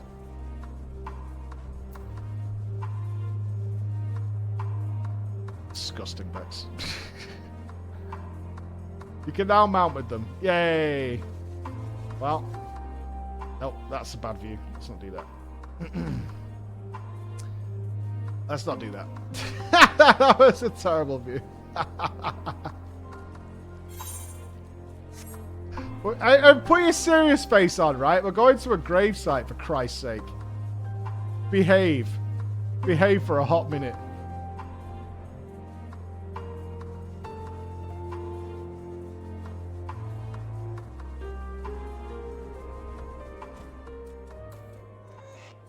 Much respect must be had here. This was a very sad scenario.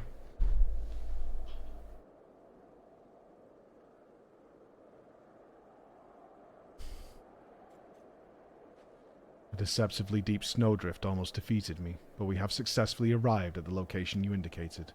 Caution advised.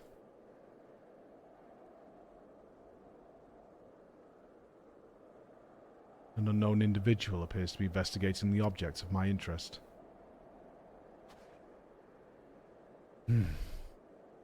You're Eorzea's champion, aren't you? Law Inspector. Darling scum! Shotgun!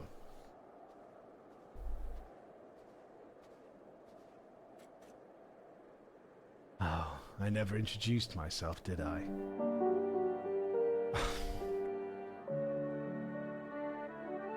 I had forgotten about this song. I had forgotten about this song.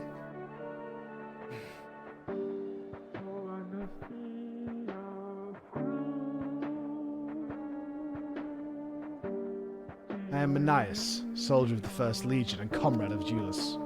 Perhaps you remember me from Tertium. We spoke about collecting ceruleum, and again later on after Lord Quintus had, passed.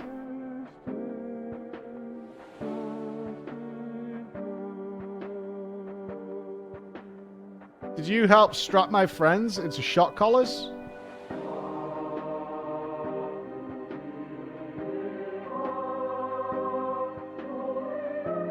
Manius, explanation requested. What is the reason for your presence here? That must be the tiniest Magitech weapon Oh no. It's just an oddly shaped communicator, isn't it? In any case, I have nothing worthy to report. I heard that the sisters who used to live in my sector were buried here, so I thought I'd come and pay my respects. Are you the father? No. Say it isn't so. Just a visitor. Alphino and Alize told me the story, complete with profuse apologies, though they were adamant with no amount of remorse could erase the tragedy of what came to pass. Not that my fellow soldiers and I had any place to judge. We were manipulated, fooled into starting an insurrection which led to countless deaths among our own countrymen. Objection. The casualties incurred through your infighting are distinct from those caused by the Ilzabard contingent. To restate, you are justified in seeking restitution from the contingent for causing the deaths of Licinia and her sister. Retaliation for damages sustained is also a logical progression. You want reparations, the Garleans? Good luck with that. Yeah, let's see how far that one gets. The Garleans want reparations. No problem. Yeah, bad take. I can deduce two reasons why you do not initiate hostilities with Flora and her allies. 1. You judge your remaining forces too weakened to contend effectively with the contingent. 2. Your emotions are complicating the issue. Tell me, which of these is correct? No, that's not what was said. Reparations for Licinia and her sister, and for the damages caused by the Ilzabard contingent. That's what it said. Well, when you lay it out like that... I'm afraid my answer isn't like to win me any medals, so would you mind keeping this to yourselves?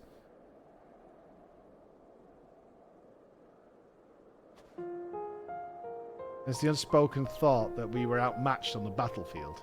Certainly.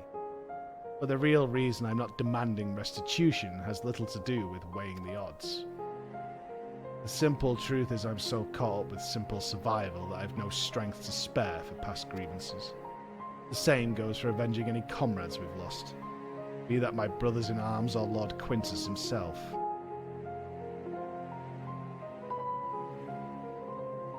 Yeah, we remember. Although it seems everyone has an opinion about the manner of his passing.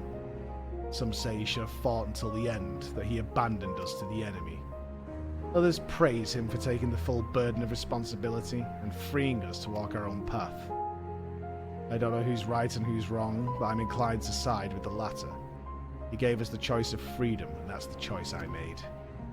I could cry and rant and rage, but what would be the point? I'll save my energy for worrying about my next meal, my next task. I need to focus on the ones left behind, on making some kind of life for my comrades and me. And if I need to lean on the contingent to do that, then that's what I'll do. Even if their aid comes at a price, willing to pay it. Even amongst your own, there are times when cooperation demands compromise. What matter that they're outsiders? Besides, I think I could grow to like Alpha Nord, Dalazay. They've reached out to us with kindness and compassion from the very beginning. Summation. Your desire to survive, even should it mean allying with the contingent, was a feeling you already harboured. That your side had committed worse atrocities was the logic you invented later to justify your reasoning. Blunt, but accurate, I suppose. The heart is honest about what it wants, even if the mind takes a while to reconcile the decision. We haven't seen Alphino and Alizé for quite some time, which is fine. A little break from the sounds is more than welcome. Well, this has been oddly cathartic, but I must return to my duties. There are wild beasts to cull, watchfires to light, and supplies to transport. Even without an emperor, there's no rest for an imperial. Be well and stay safe. You can visit them, but they're not appearing in MSQ stuff for now. Which I'm fine with. I would have been okay with the new quest not having the sounds at all, but we did get some Y'shtola shenanigans, so swings and roundabouts. Upon review of recent input, I have arrived at an unexpected conclusion. I have been formulating my assessments on the premise that it was man who commanded the strength of his heart, but the data suggest the opposite is true. A surge of spirit or feelings of emotions can entangle your thoughts to such a degree that even control over your own behaviour is compromised. It seems a most counterproductive specification. This also explains why my interactions with mortal subjects have produced more confusion than clarification. It presents a formidable barrier to understanding.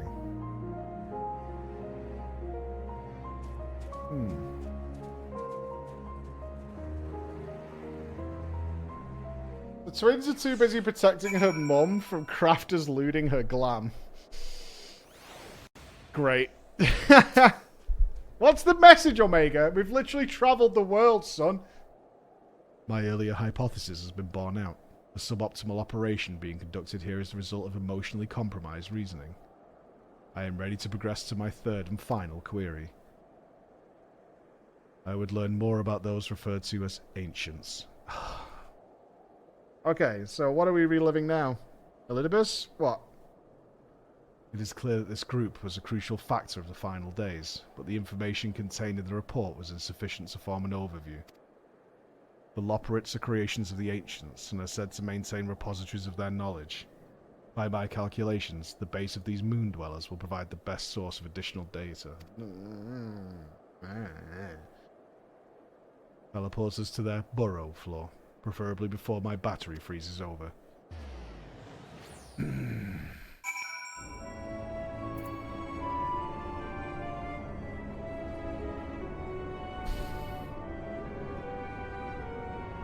Tweeting away is dead and buried. Gone. Burnt. Taken from us.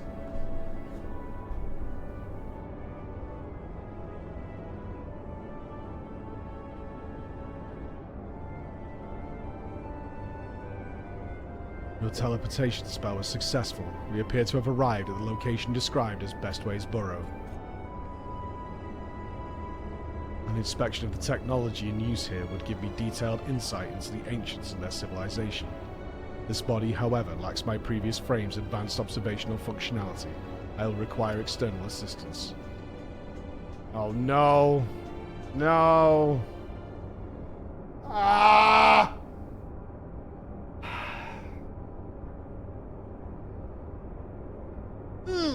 No, it can't be. Oh, it is you! Oh, Flora, I've missed you so. What's this you've brought with you? This soft, feathery vision. We've been out fluffed. Pack up the moon, it's all over. Why bother with burrow building buddies when you could walk around with this adorable avian engineer? Just bake me into a pie and be done with it.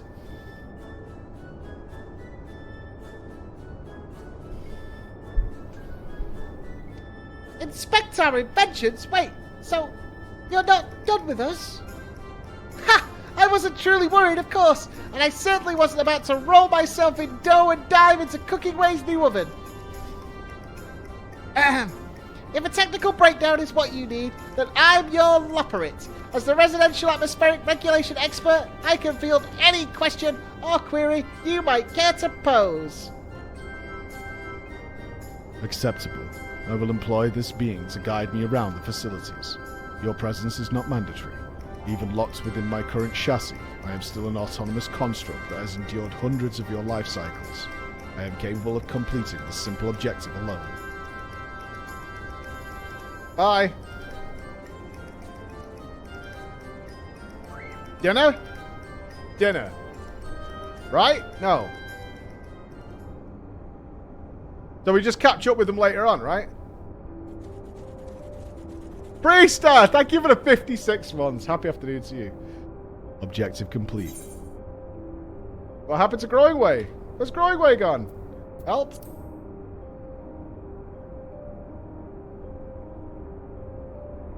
After my 50th question, his responses began to suffer noticeable delays. By that stage, we had viewed a representative cross-section of Loperite engineering, thus I deemed it unnecessary to retain his company. Conclusion. Extrapolating from the fraction of technology on display, the full spectrum of the ancients' advancements was, at minimum, equivalent to a level 4 civilization, a fact which demands further investigation. Despite establishing a near-ideal society, these beings nevertheless harboured a weakness which invited self-destruction. In studying them, I stand to gain a greater understanding of Sir's anomalous decision. Growing Way informed me that another type of ancient-made entity exists upon this satellite, the one they call Ian Hazakostas. I would speak to him. Sure. We're gonna have to ride a magical dog, though. You okay with that? Then conserve your ether. We will ride this Argos to our destination, as you have suggested. There it is. We must... Do we have to, though? Or? Oh, like I can remember my pissing way out of this place. I can fly.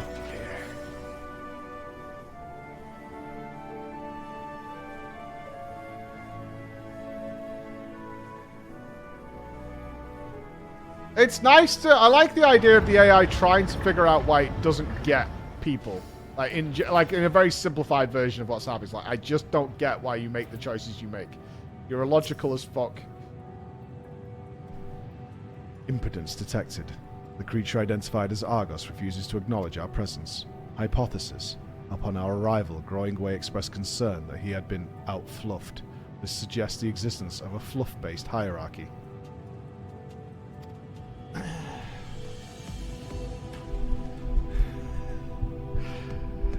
My station in such a system would be predictably low, but Argos is adamant in ignoring even Alpha. Its fluffiness level is impossible to gauge. Argos turns to you with an impassive gaze. It seems you will need to intervene. Just think of them as luggage. You're the fluffiest of them all, dear Argos. Praise King Fluffer. Oh, the old waggly tail. Argos gives an exasperated snort before motioning to his back. It seems you have permission to hop on. You have secured the creature's permission. Curious. You must have special standing in the fluffiness hierarchy. I have allowed myself to become distracted. Let us continue on to the Watcher at once. That's right. Queen of the Fluffs.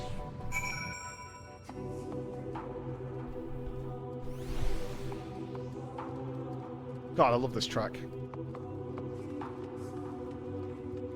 This was a great zone track.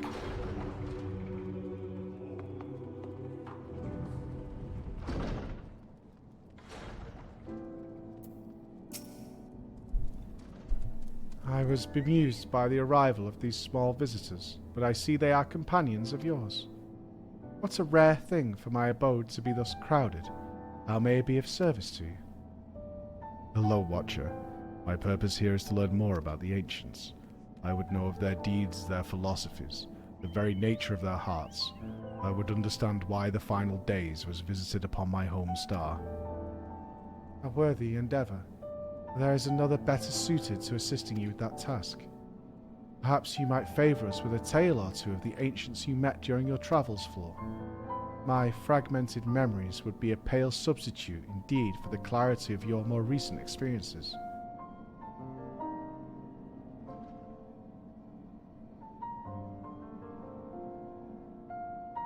Yeah, could have just asked me.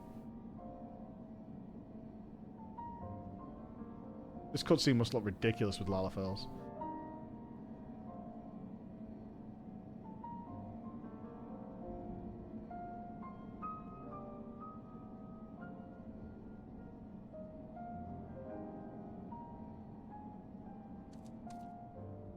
Nice place. It must look so dumb with Lalafels. Right?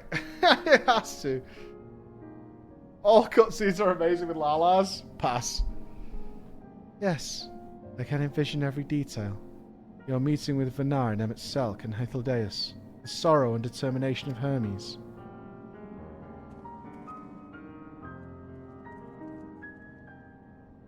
I am a creation of Hydaelyn, and as such I believed the age of the ancients would fade and be forgotten. Yet knowing that their memory lives so vividly within you, it brings me great joy. I pray you keep them close to your heart. Uh-huh. At the time of your journey to the past, the one whose essence I embody would have been a scholar at Oneida. A shame. Had you reason to go there, perhaps you might have met. As a man of learning, he was firm friends with Vanar. They spent long hours trading theories or debating the laws of the universe. I remember joining her faction as the final days bore down upon us. Yet of the events surrounding that tragedy I recall precious little. Hydaelyn wished for the people of your age to decide their own path, thus I suspect my recollection was limited by design. Yet even she could not cut away one persistent memory. I feel most distinctly his sadness at what has come to pass. That in becoming Hydaelyn's heart, Vanar would forever stand apart from the people she loved. We really need to relive this. Oh my god. I was hoping we'd get to like go and fight Omega or something. Now we're just doing like horrible memory lane. Like it's like This is your life. The horror version of all the bads. What about the celebrations, right? I was hoping for some sort of like he'd done a vision or an Ultron, he just escapes into the internet superhighway or something. Nope. We must relive our horrible history. She was so resolved in her convictions. Then he, too, would share her sleepless vigil over the future yet to unfold. This was the vow he made to Vanar as her transformation took hold. His fervent wish must have reached her in some fashion. For though his life was drained away by the summoning, he was reborn with a new form and new purpose when I awoke as the Watcher of the Moon.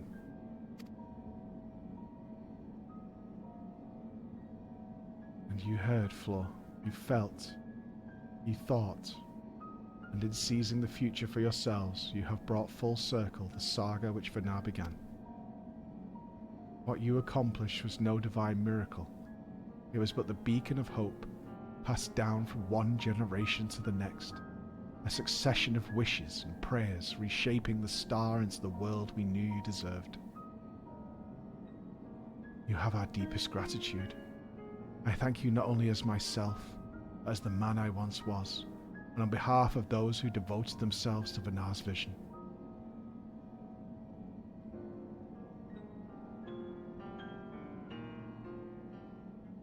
Beep boop. That's spoiling it, Omega. What the fuck? Beep boop. I understand the facts of your story, Flor, but not how you have chosen to process them. On what grounds do you speak of Vanar with such fondness? By sundering the world, she ultimately guided your kind to victory, yet in doing so caused irreparable damage to its individual members.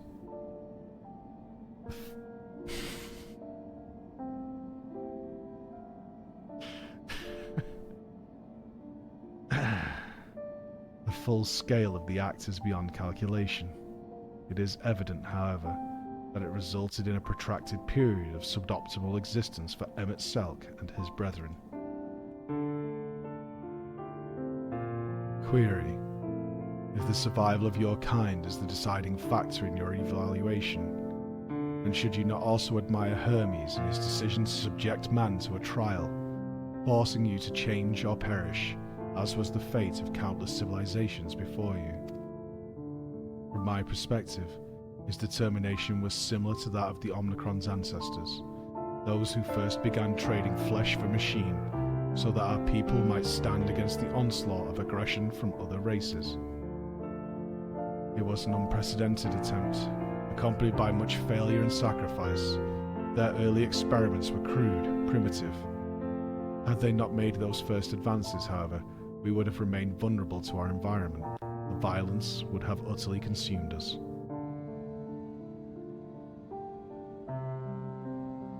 And what of Emmett Selk himself? Judging by your retelling, he was a benevolent ally saddled with tragic fate. Yet, I remember the years when my instruments fed me data from events across the entire star. During that time, I witnessed his Asians engineer multiple instances of cataclysmic strife. These calamities, as you know them, were responsible for planet-wide destruction.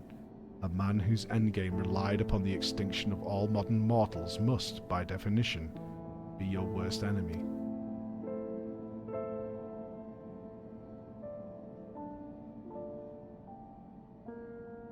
I require an answer.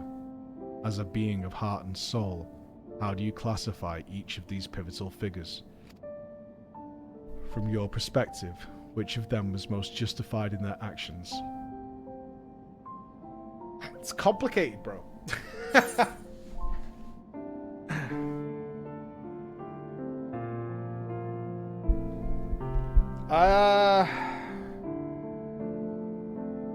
Yeah, they were all justified in their own way, dude. They all had their reasons.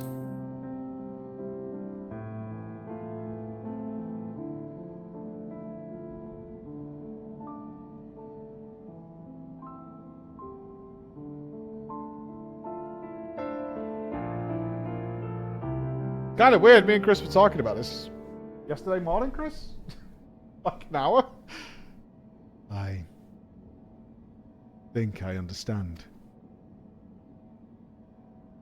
You seek a definitive answer, yet based on our experiences, Laura and I might develop very different opinions. In the same fashion, you are free to form your own thoughts on the matter. Do not be so swift to consider them without merit.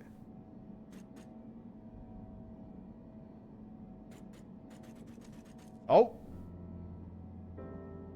I do not have my own thoughts on the matter. I assess each situation with the same logic pathways available to every Omicron. Even if 1,000 Omicrons were asked to analyze the same event, they would all return the same result. Regardless of individual experience, there is no strength to be found in fractured reasoning. Nonetheless, I find your input valuable, recording data alongside interview results. Just an NPC, dude. This concludes my investigation into the incomplete events of the final day's report. I will reanalyze the accumulated information and examine the factors which led to Sir's incomprehensible decision. Let us return to Thormazane.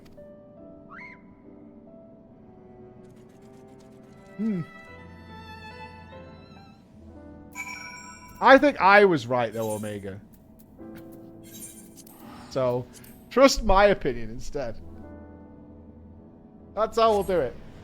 Just trust in mine. If you're struggling, I'm correct. No, I'm right. You're all incorrect. Kind of sad, honestly. I wonder how philosophy majors will think about Endwalker. What do you do if you study philosophy? Like, as a job. Besides teacher. Side quest optional content. Yeah, it's good. I think Omega's been the best story we've done so far. I'm spitting on Hildy because it was only one chapter. And I need more. You think about stuff. Can you get paid for that? Ah, there you are. Right at the last moment. Your journey with Omega was properly educational, I hope. We planned to ask you all about it, that mysterious transmission besides, but I'm afraid something urgent has come up. Seems one of our Ironworks associates has fouled up a job elsewhere, and Jesse needs wedging me to rush in and lend a hand. There's an airship already waiting for us out in the harbour, in fact. You think you could escort us over there as we talk and walk? Acceptable. I am fully capable of speech during ambulation. I figured you might be. Alright, let's get a move on then.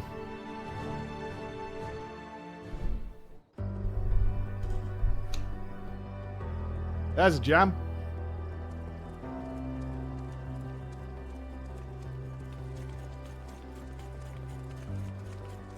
So, you cleared up all those points of confusion then?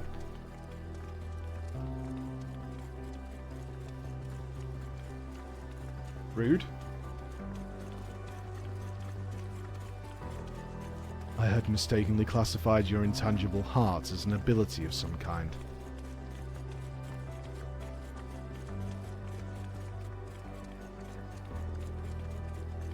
An uncanny power that Omicrons could neither learn nor even measure. No, I thought no. No crying. No tears today. Even now, its full nature yet eludes my comprehension.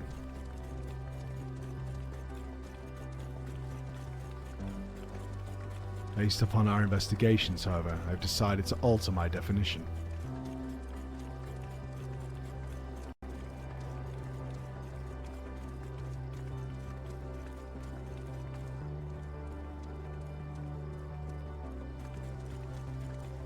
A phenomenon which influences one's interpretation of reality.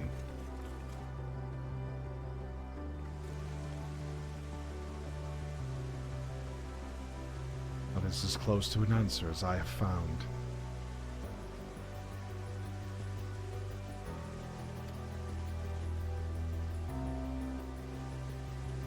Accordingly, Sir's actions upon meeting Meteon strongly indicate the presence of a heart. Alpha giving him the stink eye. Sir did not follow routine logic, but formulated an independent assessment based upon the reality it perceived. It felt that the best recourse for the Omicrons was to cease their expansion and terminate all functions.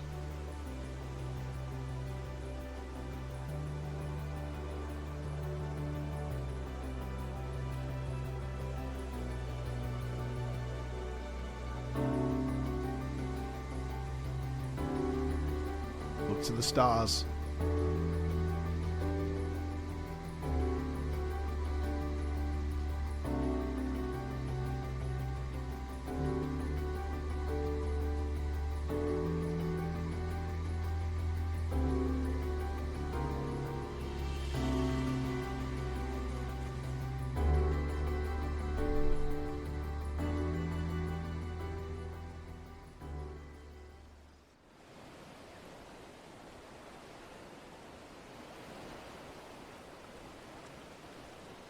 Well, here's our ship.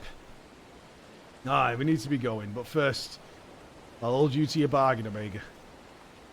It's time you told us what was in that transmission from the flight logs. Acknowledged. I will uphold the terms of our agreement. The recording salvaged from the Ragnarok was a simple one. The message is so basic, in fact, that the time spent listening to it may result in a net loss of value. Shall I continue? Oh, you're just teasing. Tell us the message already. Acknowledge. Converting dialect coding to local language.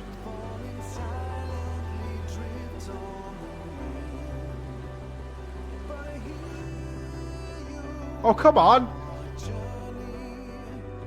To whomever receives this message out there in the vast reaches of the cosmos.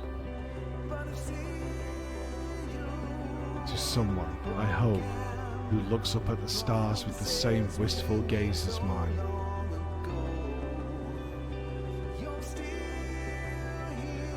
To you, I say, forge ahead. May all our tomorrows be blessed with joy.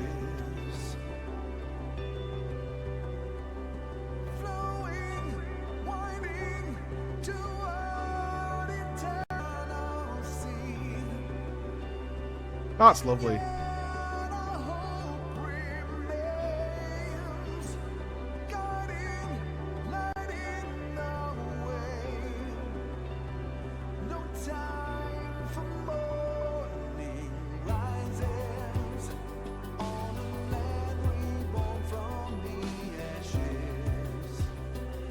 The message had no designated recipient.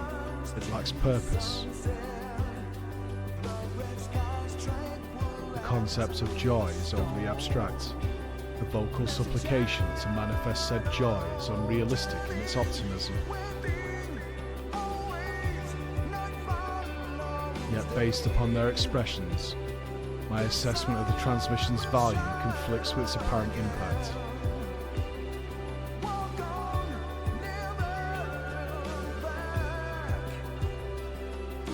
And still, I fail to understand you, sir.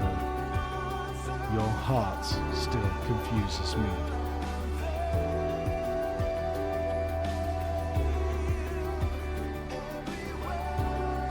Was termination of everything the correct course? How did you arrive at this conclusion?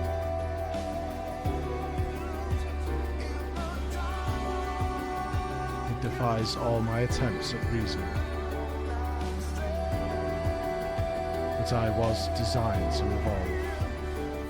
If I continue to learn, the probability that I eventually comprehend this phenomenon is greater than zero. So I will put the dilemma of your decision aside for now.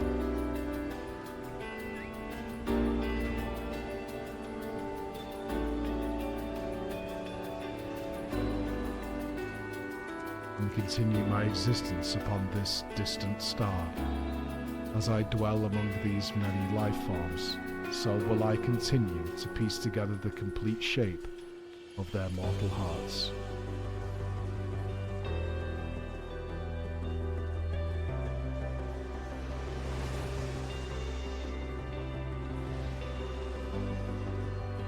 I must document their progress.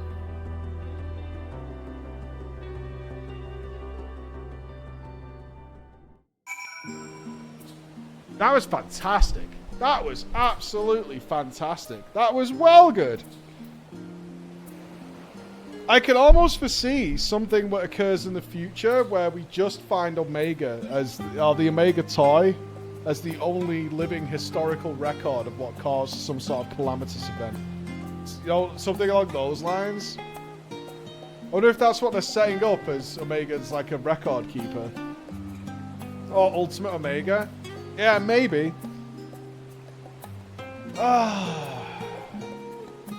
Was that Gigakawa? Was it? Have you read the Omega short story on the website? No. Let me turn this in first. Your contribution to my education is appreciated, Flo. Indeed, I have amassed a satisfying quantity of valuable data. Now that our negotiated business is complete, however, Alpha and I will return to traveling the world. Drawing on recent experience, I am confident we can expand the radius of our ventures by a significant margin. We need not limit ourselves to Eorzea. I am now familiar with Charlium and Radzahan and would also like to revisit the freezing climb of Garlem. I neglected to instruct Biggs and Wedge to upgrade my climate shielding. I will reroute my request to Deputy President Jesse. Engaging ambulation and parting salutations. Farewell, Flo. Yeah, they'll show up in the new zones now. It was cool. I've only ever seen them out in the wild once, but it was awesome. Bye, Alpha. Quit.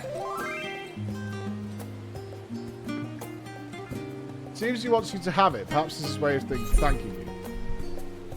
Oh, we got some music.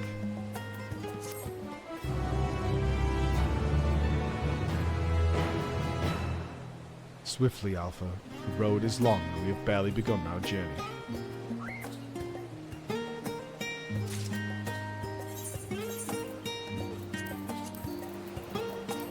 Nice. Back to work. That was a fantastic story. That was really good. That was amazing. It's a version of Flo that plays during your fight with Vanar. Awesome. Look at L17 Nebula on Google. Oh, that it's named after.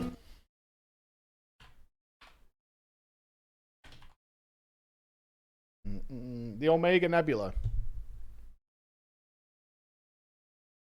The Omega Nebula, also known as the Swan Nebula, Checkmark Nebula, Lobster Nebula, and Horseshoe Nebula, catalogued as Messiah 17 or M17. Close.